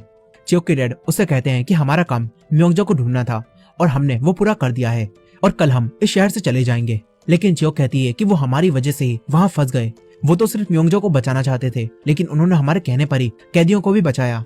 यही चियोक अब अपने डैड को बताती है कि मैं अंदर माँ से मिली थी, जिन्हें उन लोगों ने एक्सपेरिमेंट करके मॉन्स्टर बना दिया है और वो भी हॉस्पिटल के अंदर हैं।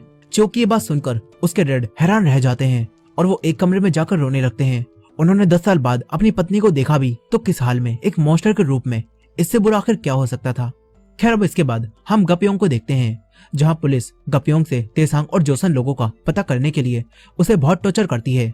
ये लोग उसे बिजली के शॉक देते हैं और उसके नाखून जड़ से उखाड़ लेते हैं। शुरुआत में गप्योंग इन्हें कुछ भी नहीं बताता, लेकिन जब उससे टॉर्चर बर्दाश्त नहीं होता तो उसे मिस नावल की वही बात याद आती है, जब मिस नावल ने उससे कहा था कि अगर तुम्हें कोई टॉर्चर करे और सच बोलने को कहे तो बिना सोचे समझे सच बोल देना, इस तरह तुम गद्दार नहीं कहलाओगे। और अब गप्योंग सच बताने के लिए तैयार हो जाता है। इस तरफ तेसांग को जब 4 दिन बाद होश आता है तो वो अपने सामने लेडी मायदा को देखता है।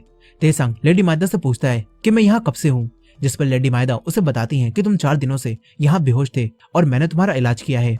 वो तेसांग से बोलती हैं कि तुमने जो हॉस्पिटल में किया वो गलत था। वो कहती हैं कि तुम ऐसे नहीं हो, तुम सिर्फ अपने बारे में सोचते थे, तुम्हें उन लोगों को बचाने की आखिर क्या जरूरत थी। पर तेसांग लेडी मायदा से कहता है कि मैंने वो सब बस इंसानियत के नाते किया था। वहीं दूसरी तरफ इशिकावा को शहर में हो रहे मर्डर्स के बारे में पता चलता है, जिनमें 11 लोगों को मारकर उनका दिमाग निकाल लिया गया होता है। इशिकावा उन लोगों की डेड बॉडीज को देखने जाता है। फिर यहाँ पर लेफ्टिनेंट काटो भी आ जाता है और लेफ्टिनेंट काटो इशिकावा को चियोक, तेसांग और म्योंगजा का नाम बताता है और कहता है कि हॉस्पिटल से इन तीनों लोगों ने सभी जोसन कैदियों को भगाया है, इसीलिए तुम इन्हें पकड़ो। पर इशिकावा उससे पूछता है कि तुम्हारे हॉस्पिटल के अंदर आखिर ऐसा क्या चल रहा है जो इतने सारे लोग वहाँ गए हुए थे, जिस पर लेफ्टिनेंट काटो उसे कुछ भी नहीं बताता। इस तरफ मिस नावल को एक फोन आता है जिसमें एक आदमी तेसांग की दुकान खरीदने के लिए कहता है और बोलता है कि हमने सुना है कि तेसांग मर चुका है। लेकिन मिस नावल को यह सुनकर काफी गुस्सा आ जाता है और वो उसे मना कर देती हैं। तभी वो दोबारा से फोन करता है, मगर इस बार फोन को तेसांग उठाता है और तेसांग को जिंदा देखकर मिस नावल बहुत खुश हो जाती हैं। मिस नावल तेसांग को गपियोंग और बाकी लोगों के बारे में बताती हैं जिन्हें पुलिस ने अरेस्ट कर लिया है और उन सबको जल्द से जल्द छुड़ाने के लिए कहती हैं। तेसांग पुलिस स्टेशन जाता है और यहाँ पर सब जोसन लोग तेसांग को देखकर बहुत खुश हो जाते हैं। तेसांग इन्हें आजाद करवाने के लिए कमिश्नर इशिकावा से मिलने जाने लगता है, मगर एक पुलिस ऑफिसर उसे अंदर जाने से रोकता है और उसे मारने की कोशिश करता है, पर तेसांग उसका हाथ पकड़ लेता है। तभी वहां पर इशिकावा आता है और फिर तेसांग से उन जोसन कैदियों के बारे में पूछता है जिन्हें तेसांग ने हॉस्पिटल से भगाया है। पर तेसांग उससे बोलता है कि हमने किसी भी जोसन को वहां से नहीं भगाया, हमने तो बस म्योंगजो को बाहर निकाला था। तेसांग कमिश्नर इशिकावा को सभी व्यापारियों और दुकानदारों को छोड़ने के लिए कहता है, पर इशिकावा उससे कहता है कि उस रात इन लोगों ने कई सारे कानून तोड़े, जैसे कि तेज आवाज से गाने बजाना, ट्रैफिक जैम करना, और इसी वजह से इन लोगों को अरेस्ट किया गया है। तेसांग उनसे कहता है कि कुछ फाइन लेकर इन्हें छोड़ दीजिए, मगर इशिकावा ऐसा करने से मना कर देता है। इस पर तेसांग उससे बोलता है कि अगर तुमने इन सभी लोगों को नहीं छोड़ा तो आज से शहर की हर दुकान बंद रहेगी और 2 दिन में जंग के लिए फंड जमा करने वाली पार्टी में कोई भी शराब नहीं पहुंचाएगा और ना ही कोई खाना देगा, और इसके बाद आपको अपने सीनियर्स को जवाब देना होगा कि ऐसा क्यों हुआ, इससे आपकी नौकरी भी खतरे में पड़ सकती है। तेसांग की ये बात सुनकर इशिकावा मजबूर होकर सभी कैदियों को छोड़ने के लिए राजी हो जाता है, पर इशिकावा उसके बदले में तेसांग से जानना चाहता था कि हॉस्पिटल के अंदर आखिर क्या चल रहा है। जिसके बाद तेसांग उसे एक कागज देता है जिस पर उसने लिखा होता है कि हॉस्पिटल में इंसानों पर एक्सपेरिमेंट किए जा रहे हैं और इसमें लेडी मायदा भी शामिल हैं। यहीं तेसांग गपियोंग के पास जाता है जो कि बहुत जख्मी होता है। गपियोंग तेसांग को देखकर रोने लगता है। तेसांग उसे उठाता है और घर ले जाने लगता है। वहीं इशिकावा दोबारा से अपने ऑफिसर से तेसांग पर नजर रखने के लिए कहता है। तेसांग गपियोंग को लेकर घर आता है। यहाँ मिस नावल तेसांग को चियोक के बारे में बताती हैं और कहती हैं कि वो लड़की हर रोज यहाँ आती थी और तुम्हारा इंतजार करती रहती थी, इसलिए तुम्हें उससे मिलने जाना चाहिए। ये बात सुनकर तेसांग चियोक से मिलने जाने लगता है। इस तरफ चियोक अपने डैड से कुछ खाने के लिए कहती है, क्योंकि उसके डैड को जब से पता चला है कि उनकी पत्नी को मॉन्स्टर बना दिया गया है तो तब से ही उन्होंने अपने आप को कमरे में बंद कर रखा होता है और वो अपनी पत्नी के बारे में सोच रहे होते हैं। वो चियोक को खाना खाने के लिए कहते हैं और खुद खाने से मना कर देते हैं। फिर चियोक मार्केट की तरफ चली जाती है। तभी वहाँ कोई आता है और चियोक का पीछा करने लगता है। तभी चियोक उसके ऊपर अपना चाकू रख लेती है, लेकिन वो तेसांग को देखती है और खुशी के मारे उसे गले लगा लेती है। वहीं दूसरी तरफ इशिकावा लेडी मायदा से हॉस्पिटल के बारे में पूछता है, जिस पर लेडी मायदा उससे कुछ भी नहीं बताती और बोलती है कि हमारा रिश्ता बस एक समझौता ही तो था और ना मैं आपको अपना पति मानती हूँ और ना आप मुझे अपनी पत्नी मानते हो। ये शादी तो मैंने सिर्फ इस शहर में आने के लिए की थी और आपने ये शादी एक अच्छी नौकरी के लिए की थी। इशिकावा ये जानता था कि लेडी मायदा ने ही म्योंगजो को हॉस्पिटल भिजवाया था। इशिकावा उनसे कहता है कि तुम्हें म्योंगजो को अंदर नहीं भेजना चाहिए था। मैं जानता हूँ कि म्योंगजो को हॉस्पिटल तुमने ही भिजवाया था। ये बात सुनकर लेडी मायदा इशिकावा से कहती हैं कि मुझे म्योंगजो से कोई भी मतलब नहीं है, तुम उसके साथ कुछ भी करो, मुझे कोई भी फर्क नहीं पड़ता, लेकिन उसके पेट में पल रहे तुम्हारे बच्चे से मुझे मतलब है। लेडी मायदा कमिश्नर इशिकावा से बोलती हैं कि तुम्हें भी तेसांग को म्योंगजो को बचाने के लिए इतना टॉर्चर नहीं करना चाहिए था। ये सब सुनकर इशिकावा लेडी मायदा को दुख देने के लिए उसे बताता है कि तेसांग एक लड़की को पसंद करता है जिसका नाम चियोक है और वो तुमसे काफी खूबसूरत भी है और तेसांग उसके होते हुए तुमसे प्यार कभी भी नहीं करेगा। ये बात सुनकर लेडी मायदा को बहुत गुस्सा आता है। इस तरफ तेसांग और चियोक एक दुकान पर जाकर कुछ खाने के लिए लेते हैं। यहीं इन पर इशिकावा का वही ऑफिसर नजर रख रहा था। तभी उसके पीछे से म्योंगजो आती है जिसके मुंह पर खून लगा होता है। वो ऑफिसर म्योंगजो को देखकर काफी डर जाता है और गोली चलाने लगता है। गोली की आवाज सुनकर चियोक और तेसांग भी वहीं आ जाते हैं। म्योंगजो उस ऑफिसर की आंख निकालने लगती है। तभी चियोक उसके ऊपर कुछ फेंक कर मारती है, जिससे अब वो चियोक की तरफ बढ़ने लगती है। म्योंगजो को ऐसा करते हुए देखकर तेसांग और चियोक दोनों हैरान रह जाते हैं और उसे रोकने की कोशिश करते हैं। वहीं दूसरी तरफ लेडी मायदा लेफ्टिनेंट काटो से मिलने जाती हैं और यहाँ लेफ्टिनेंट काटो लेडी मायदा को नाजिन वॉर्म दिखाता है, जिसे देखकर लेडी मायदा उससे पूछती हैं कि क्या इस सीरम को पीने से ही इंसान मॉन्स्टर बन जाते हैं। जिस पर लेफ्टिनेंट काटो उन्हें बताता है कि इस नाजिन को पीने से बस इंसान एक शिकारी बन जाता है जो कि दूसरे लोगों का दिमाग निकाल कर खाने लगता है और उसके शरीर में लगे सारे जख्म भी खुद ही ठीक हो जाते हैं, लेकिन उसके शरीर में कोई भी बदलाव नहीं आता। जिसके बाद लेफ्टिनेंट काटो लेडी मायदा को एंथ्रेक्स सीरम दिखाता है और बताता है कि अगर वॉर्म के साथ ये सीरम इंजेक्ट कर दें तो एक इंसान एक मॉन्स्टर बनता है। लेडी मायदा लेफ्टिनेंट काटो से मॉन्स्टर की कमजोरी पूछती हैं जिस पर लेफ्टिनेंट काटो उन्हें बताता है कि मॉन्स्टर को सिर्फ आग से ही मारा जा सकता है और उनकी कमजोरी सिर्फ आग और नाइट्रोजन है, क्योंकि नाइट्रोजन से उन्हें बेहोश किया जा सकता है। अब ये सब सुनकर लेडी मायदा लेफ्टिनेंट काटो से एक और मॉन्स्टर बनाने के लिए कहती हैं, जो लेडी मायदा के इशारों पर चले। लेडी मायदा लेफ्टिनेंट काटो से बोलती हैं कि ऐसा करने के बदले में मैं तुम्हें बहुत सारे पैसे दूंगी और तुम्हें इचिरो की पोस्ट पर बैठा दूंगी, क्योंकि इचिरो जल्दी अब जापान वापस जाने वाला है। ये बात सुनकर लेफ्टिनेंट काटो उससे मॉन्स्टर बनाने के लिए थोड़ा टाइम मांगता है। इस तरफ म्योंगजा उस वॉर्म के कब्जे में आकर चियोक और तेसांग पर भी हमला कर देती है और तेसांग का गला दबाने लगती है। तभी चियोक उसे धक्का देती है और फिर तेसांग एक आग लगी लकड़ी को उठा लेता है। तभी म्योंगजा भी दोबारा उस पर हमला करने लगती है, लेकिन तेसांग जोर से कहता है कि म्योंगजा क्या कर रही हो, रुक जाओ। ये सुनकर उसके अंदर का नाजिन शांत हो जाता है और म्योंगजा रुक जाती है। म्योंगजा अपने आप को इस हालत में देखकर वहां से भागने लगती है। तभी चियोक और तेसांग भी उसके पीछे जाते हैं, लेकिन यहीं वो जासूस ऑफिसर मदद बुलाने के लिए हवा में एक फ्लेयर गन चला देता है और उसकी खबर इशिकावा को लगती है और इशिकावा अपने ऑफिसर्स के साथ वहां आने लगता है। यहीं बहुत सारे पुलिस ऑफिसर्स अब म्योंगजा का पीछा करने लगते हैं। दूसरी तरफ लेफ्टिनेंट काटो लेडी मायदा को बताता है कि पहले तो इस मॉन्स्टर को कुछ भी याद नहीं था, पर जब इसने अपनी बेटी को देखा तो इसे सब याद आ गया। लेडी मायदा कहती है कि क्या शेशिन की कोई बेटी भी है? लेफ्टिनेंट काटो बताता है कि हाँ, इसकी बेटी का नाम चियोक है। ये सुनकर लेडी मायदा समझ जाती है कि ये वही लड़की है जिसे तेसांग पसंद करता है।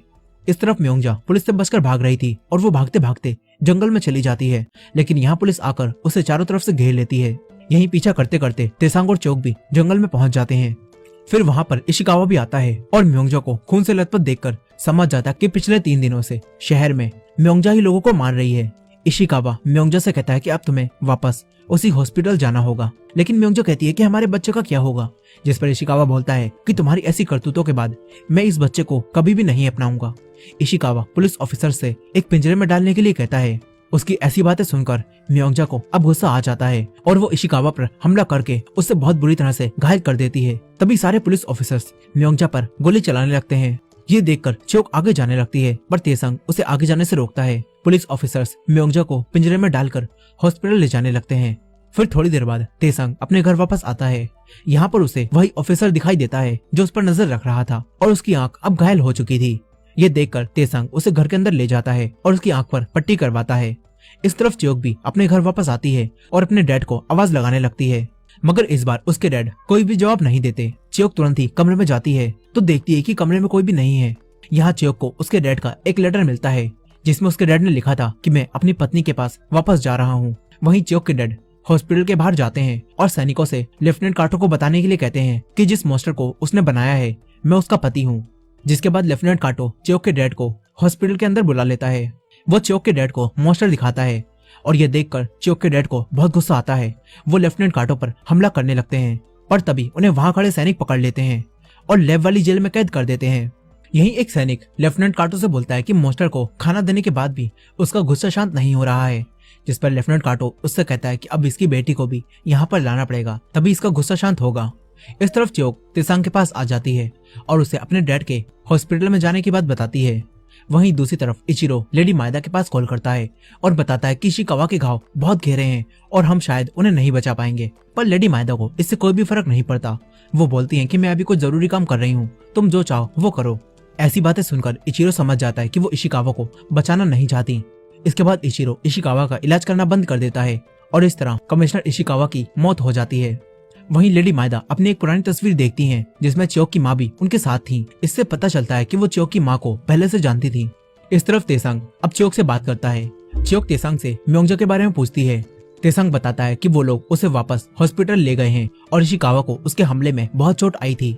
चियोक बोलती है कि डैड और म्योंगजा दोनों वापस हॉस्पिटल चले गए। वो तेसांग से पूछती है कि क्या हम इन्हें कभी रोक पाएंगे या ये सब ऐसे ही चलता रहेगा।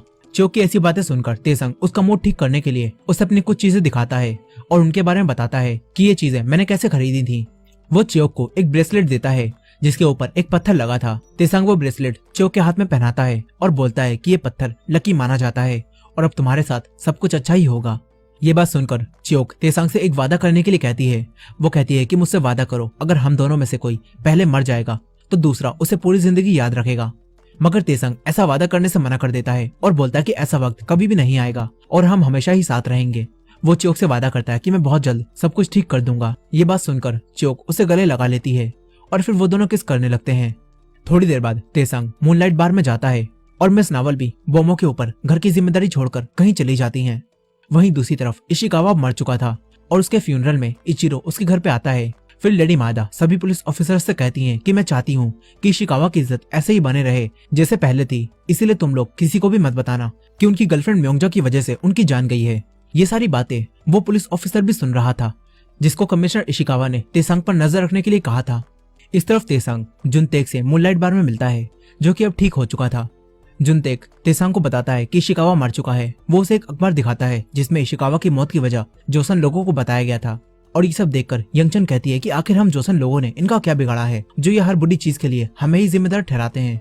जुनतेक को भी काफी गुस्सा आ रहा होता है। जुनतेक तेसांग से पूछता है कि तुमने आखिर मुझे यहाँ क्यों बुलाया है, जिस पर तेसांग उसे कहता है कि मेरे पास एक प्लान है। तेसांग उसे बताता है कि मैं किसी को बचाना चाहता हूँ और इसमें मुझे तुम्हारी और तुम्हारे विद्रोही लोगों की मदद चाहिए। ये सुनकर जुनतेक तेसांग को अपने दोस्तों के पास लेकर आता है। वहीं दूसरी तरफ चियोक इशिकावा के फ्यूनरल में जाती है और इचिरो को गोली मार देती है। चियोक को ऐसा करते हुए देखकर वहां खड़ी पुलिस चियोक को पकड़ लेती है। इस तरफ तेसांग जुनतेक के दोस्त और दूसरे लोगों से बात करता है और उनसे वो डायनामाइट मांगता है जो इन्होंने बचाकर रख रखा है। तेसांग इन्हें बताता है कि इशिकावा के मरने की वजह से जिस रैली का तुम लोग इंतजार कर रहे थे, इसीलिए तुम वो डायनामाइट मुझे दे दो। ये सुनकर जुनतेक का दोस्त तेसांग से पूछता है कि तुम उसका क्या करोगे, जिस पर तेसांग कहता है कि मैं उससे ओंगसोंग हॉस्पिटल को हमेशा के लिए खत्म कर दूंगा। अब तभी यहाँ पर यंगचन आती है और तेसांग को बताती है कि चियोक ने इचिरो को मार दिया है और पुलिस उसे ढूंढ रही है। ये सुनकर तेसांग इशिकावा के घर जाने लगता है। वहीं दूसरी तरफ वो मॉन्स्टर अब गुस्से में आकर जेल का दरवाजा तोड़ देती है और बाहर निकल जाती है। इधर तेसांग इशिकावा के घर पहुंचता है तो यहाँ पर उसे वही पुलिस ऑफिसर मिलता है जिसकी उसने मदद की थी। वो पुलिस ऑफिसर तेसांग को बताता है कि इचिरो को गोली मारने के बाद चियोक यहाँ से भाग गई थी और तब से ही वो गायब है और पुलिस उसे ढूंढ रही है। ये पुलिस ऑफिसर तेसांग को बताता है कि अब पुलिस आपके घर में भी रेड मारने वाली है। ये बोलता है कि इस सब के पीछे लेडी मायदा का हाथ है। वहीं दूसरी तरफ पुलिस ऑफिसर अब हाउस ऑफ गोल्डन ट्रेजर में रेड मार देती है और सारा सामान तोड़कर यहाँ से चली जाती है।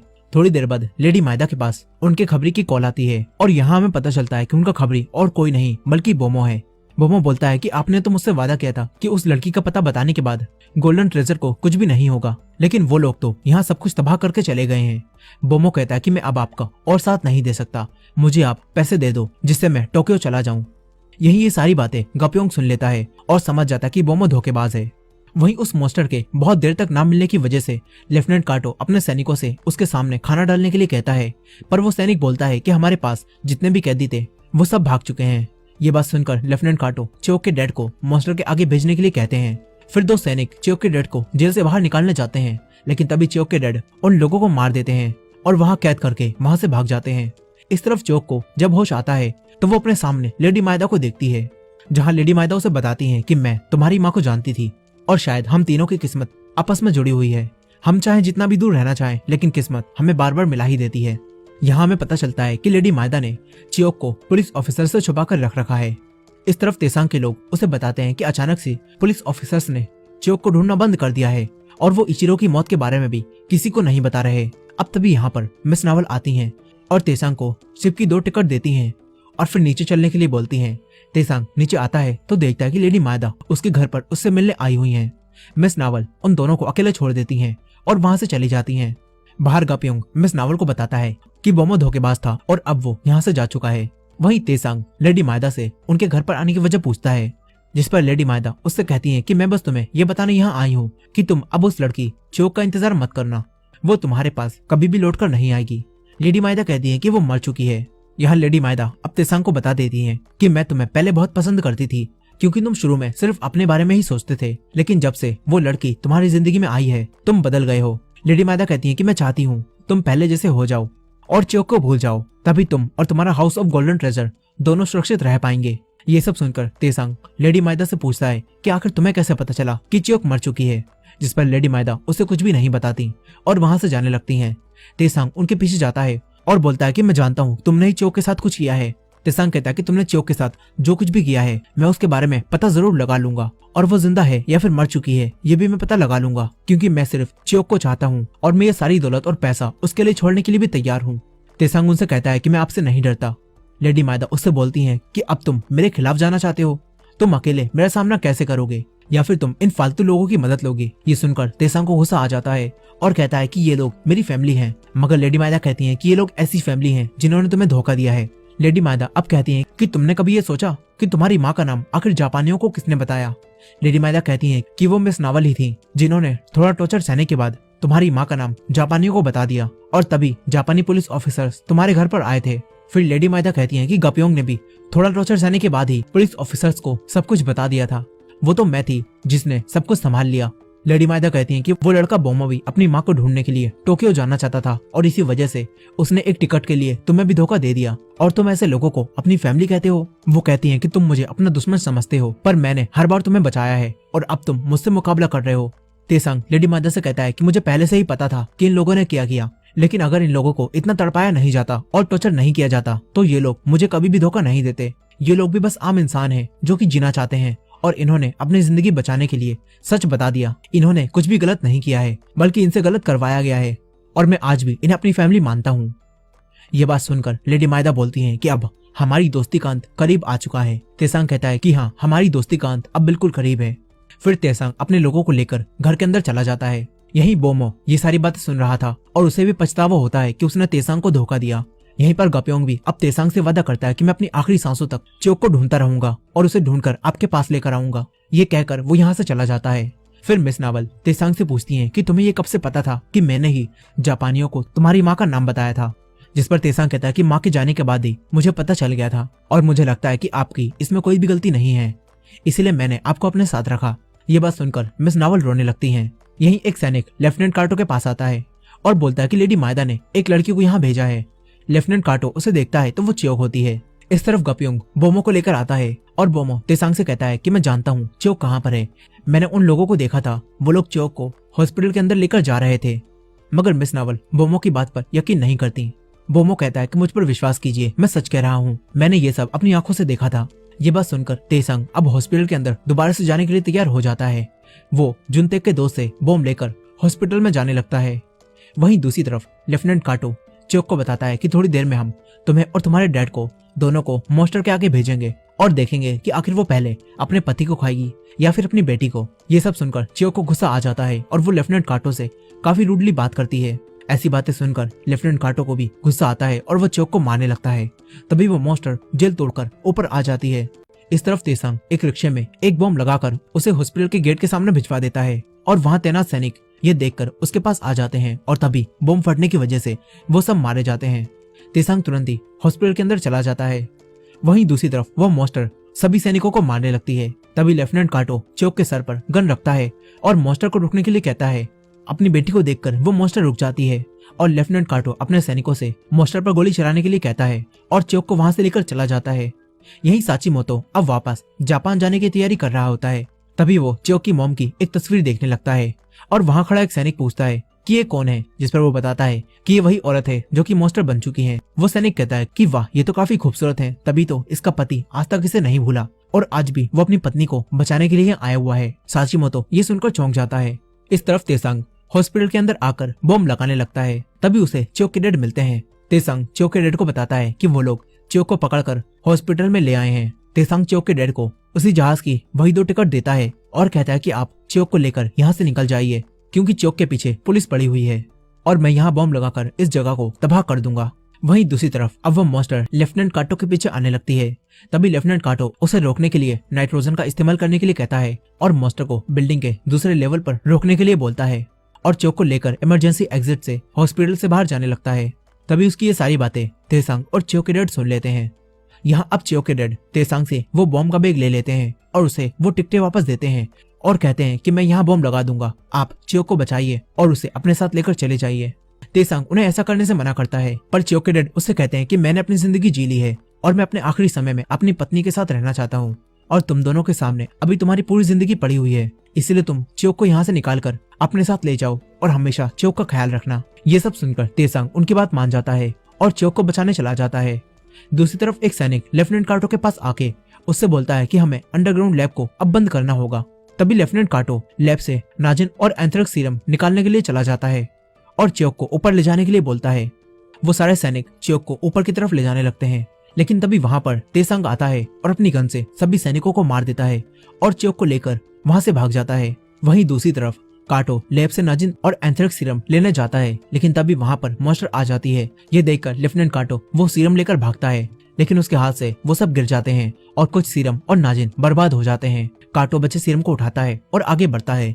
तभी उसे म्योंगजा दिखाई देती है, जो कि उससे कहती है कि मेरे पेट में बहुत दर्द हो रहा है। ये सब सुनकर लेफ्टिनेंट काटो समझ जाता है कि वो नाजिन वाला पानी म्योंगजा ने ही पिया था। लेफ्टिनेंट काटो अब म्योंगजा के पास जाकर बैठ जाता है। यहीं च्योक के डैड हॉस्पिटल में बॉम्ब लगा देते हैं और एक जेल में जाकर गाना गाने लगते हैं और उनकी आवाज सुनकर वो मॉन्स्टर वहां आ जाती है। च्योक के डैड मॉन्स्टर के सामने आते हैं और तभी यहाँ पर बॉम्ब फटते हैं, जिससे हॉस्पिटल की यह जगह तबाह हो जाती है। यहीं च्योक ये सब देखकर अपनी माँ और पिता को ढूंढने के लिए नीचे जाने लगती है।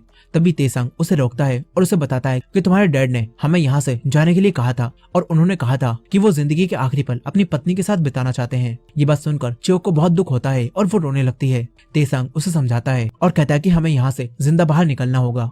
इस तरफ लेडी मायदा को भी हॉस्पिटल में हुए धमाके के बारे में पता चलता है और सभी जोसन सैनिकों को भी हॉस्पिटल के खत्म हो जाने की खबर मिलती है, जिससे सब जोसन लोग बहुत खुश नजर आते हैं। वहीं हॉस्पिटल के अंदर बचे हुए सैनिक अभी भी मॉन्स्टर को ढूंढने में लगे हुए थे। तभी हमें छत पर उसके पैरों के निशान दिखाए जाते हैं, जिससे पता चलता है कि मॉन्स्टर अभी भी जिंदा है। इस तरफ तेसांग और च्योक को साचिमोतो मिलता है, जो इन्हें पीछे के रास्ते से बाहर निकलने के लिए बोलता है और च्योक से अब माफी भी मांगता है और कहता है कि मैं जानता था तुम्हारी माँ मॉन्स्टर बन चुकी है। कहता है कि मुझे माफ कर दो, मैं सब कुछ जानकर भी कुछ भी नहीं कर पाया। तेसांग उसे कहता है कि इस सब में तुम्हारी कोई भी गलती नहीं है। फिर ये लोग एक ट्रक को लेकर हॉस्पिटल से बाहर निकल जाते हैं, लेकिन यही वो मॉन्स्टर छत से इन्हें जाता हुआ देख रही थी। वहीं दूसरी तरफ हाउस ऑफ गोल्डन ट्रेजर में एक अखबार वाला आता है, जो कि मिस नावल को तेसांग के हॉस्पिटल से बाहर निकलने का मैसेज देता है। जिसके बाद मिस नावल तेसांग के कपड़े, सोना और कुछ पैसे एक बैग में डालती हैं और बोमो को एक रिक्शे वाले को बुलाने के लिए कहती हैं, ताकि वो ये पैसे तेसांग तक पहुंचा सके और तेसांग च्योक को लेकर शिप की मदद से दूसरे शहर चले जाए। गप्योंग कहता है कि लाओ मैं इसे अपनी गाड़ी से पहुंचा दूं, लेकिन मिस नावल उसे ऐसा करने से मना कर देती हैं, क्योंकि गप्योंग पर किसी को भी शक हो सकता है। ये सब सुनकर बोमो कहता है कि मैं अपनी साइकिल से इसे पहुंचा सकता हूँ और मुझ पर किसी को शक भी नहीं होगा। बोमो अपनी गलती सुधारने का एक मौका मांगता है और बोमो उस बैग को साइकिल पर बांधता है और यहाँ से जाने लगता है, लेकिन तभी उसे यहाँ से जाते हुए लेडी मायदा के लोग देख लेते हैं और उसका पीछा करने लगते हैं। इस तरफ तेसांग च्योक को बताता है कि उसने दूसरे शहर जाने का पूरा इंतजाम कर लिया है। तभी च्योक तेसांग से कहती है कि मैंने इचिरो को मारा है, इसीलिए तुम अपनी जान मेरे लिए खतरे में मत डालो और मुझे अकेला छोड़ दो, मैं खुद को संभाल लूंगी। मगर ये सब सुनकर तेसांग च्योक से कहता है कि मैं तुम्हें पसंद करता हूँ और तुम्हारे पिता से मैंने ये वादा किया था कि मैं तुम्हारा ख्याल रखूंगा, इसलिए मैं तुम्हें अकेला छोड़कर नहीं जा सकता। ये बात सुनकर च्योक तेसांग के साथ शहर छोड़ने के लिए मान जाती है और फिर वो दोनों एक शिप के पास पहुंचते हैं और मिस नावल के भेजे पैसों का इंतजार करने लगते हैं। वहीं दूसरी तरफ वो मॉन्स्टर भी हॉस्पिटल से च्योक की तरफ आती दिखाई जाती है और उसका एक हाथ अब कट चुका था। इधर बोमो के पीछे लेडी मायदा के कुछ लोग लगे हुए थे और जब बोमो तेसांग के पास पहुंचता है तो वहां लेडी मायदा और उनके गुंडे भी पहुंच जाते हैं। लेडी मायदा अब तेसांग से बोलती हैं कि तुमने पूरे हॉस्पिटल को जलाकर अच्छा नहीं किया। तेसांग कहता कि आप भी उस हॉस्पिटल में इंसानों पर एक्सपेरिमेंट करवा के अच्छा काम नहीं कर रही थी। ये सब सुनकर लेडी मायदा कहती है कि एक समय पर मैं तुम्हें अपना दोस्त मानती थी, मगर अब ऐसा लगता है कि मैं अपने एक और दोस्त को खो चुकी हूँ। वो बताती हैं कि इससे पहले भी मैं अपने एक दोस्त को खो चुकी हूँ और उस दोस्त को खोने की वजह च्योक की माँ थी और आज दूसरे दोस्त को खोने की वजह खुद ये च्योक है, इसीलिए अब इस लड़की को मरना होगा और साथ ही साथ अब तुम्हें भी मरना होगा। लेडी मायदा अपने गुंडों से च्योक और तेसांग को मार डालने के लिए कहती हैं और वहां से चली जाती हैं। फिर वो गुंडे अपने हथियार निकालकर तेसांग और च्योक पर हमला कर देते हैं। तेसांग अपनी गन निकालकर उन पर गोलियां चलाता है और च्योक भी अपने चाकू से उनसे लड़ती है, पर गुंडों के ज्यादा होने की वजह से वो दोनों बहुत घायल हो जाते हैं और लड़ाई लड़ने की हालत में नहीं रहते, जिसके बाद वो लोग उन्हें मारने वाले थे। लेकिन तभी यहाँ पर च्योक की माँ आ जाती है और वो उन सब गुंडों को मारने लगती है। सभी गुंडे उन पर हमला करते हैं पर वो मॉन्स्टर उन सबको खत्म कर देती है।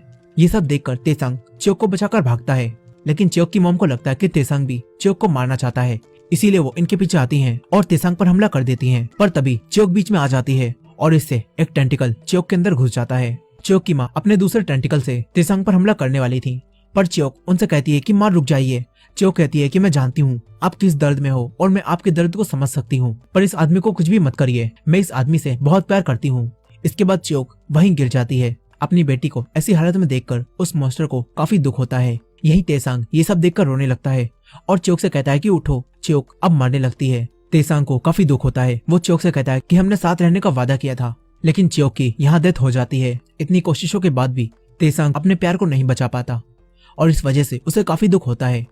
खैर अगले सीन में हमें हॉस्पिटल दिखाया जाता है जो कि पूरी तरह से तबाह हो चुका था। यही लेफ्टिनेंट काटो को दिखाया जाता है जो कि म्योंगजा के पेट से उसका बच्चा निकाल लेता है और उस बच्चे के अंदर हम नाजिन वॉर्म चलता हुआ देखते हैं और उसकी आंखों का रंग भी अब बदल चुका था, जिससे पता चलता है कि म्योंगजा के अंदर का नाजिन अब उसके अंदर आ चुका है।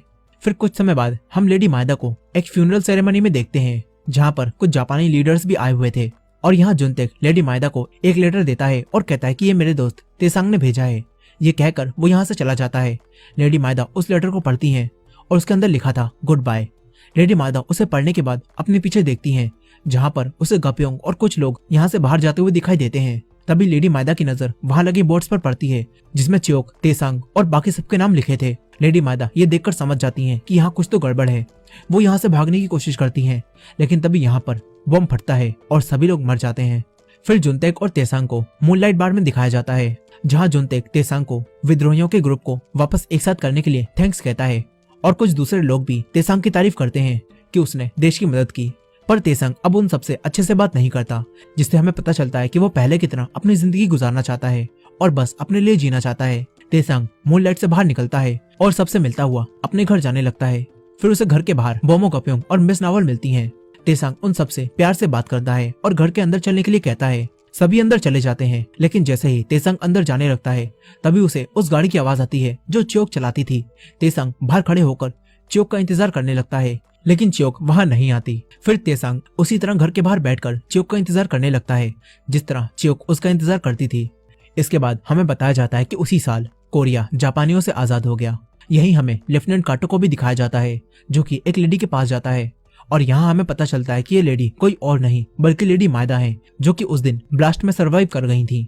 और लेफ्टिनेंट काटो लेडी मायदा से पूछता है कि क्या आप जापान वापस जाएंगी या फिर यहीं रुकेंगी। इस पर लेडी मायदा कोई भी जवाब नहीं देती और लेफ्टिनेंट काटो उनके पास पानी रखता है और यहाँ से चला जाता है। मगर लेडी मायदा उस पानी को नहीं पीती, ये सोचकर कि कहीं लेफ्टिनेंट काटो ने इसमें भी नाजिन वर्म ना मिला दिया हो। फिर हमें उसी सीन को दिखाया जाता है जब तेसांग चियोक की बॉडी को उसकी माँ के पास छोड़कर चला गया था और यहाँ उसकी माँ चियोक की बॉडी को पानी में डालती हैं और अपनी बेटी को प्यार से छूकर उसका नाम पुकारती हैं, जिसके बाद वो नाजिन वर्म चियोक की माँ के शरीर से निकलकर चियोक की बॉडी में आ जाता है और इस तरह चियोक की माँ अपनी जान देकर अपनी बेटी को एक नया जीवन दे देती हैं और चियोक वापस जिंदा हो जाती है।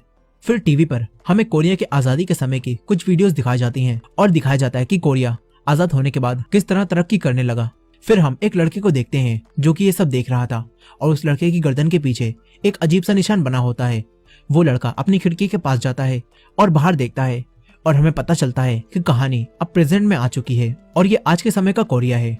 अब तभी कोई उस लड़के को होजे नाम से पुकारता है और हम देखते हैं कि ये लड़का बिल्कुल तेसांग की तरह ही दिखता है और इसी एंडिंग के साथ ये कहानी यहीं खत्म हो जाती है। दोस्तों ये थी गयोंगसोंग क्रिएचर के सीजन 1 की फुल स्टोरी। आई होप कि आपको ये स्टोरी पसंद आई होगी।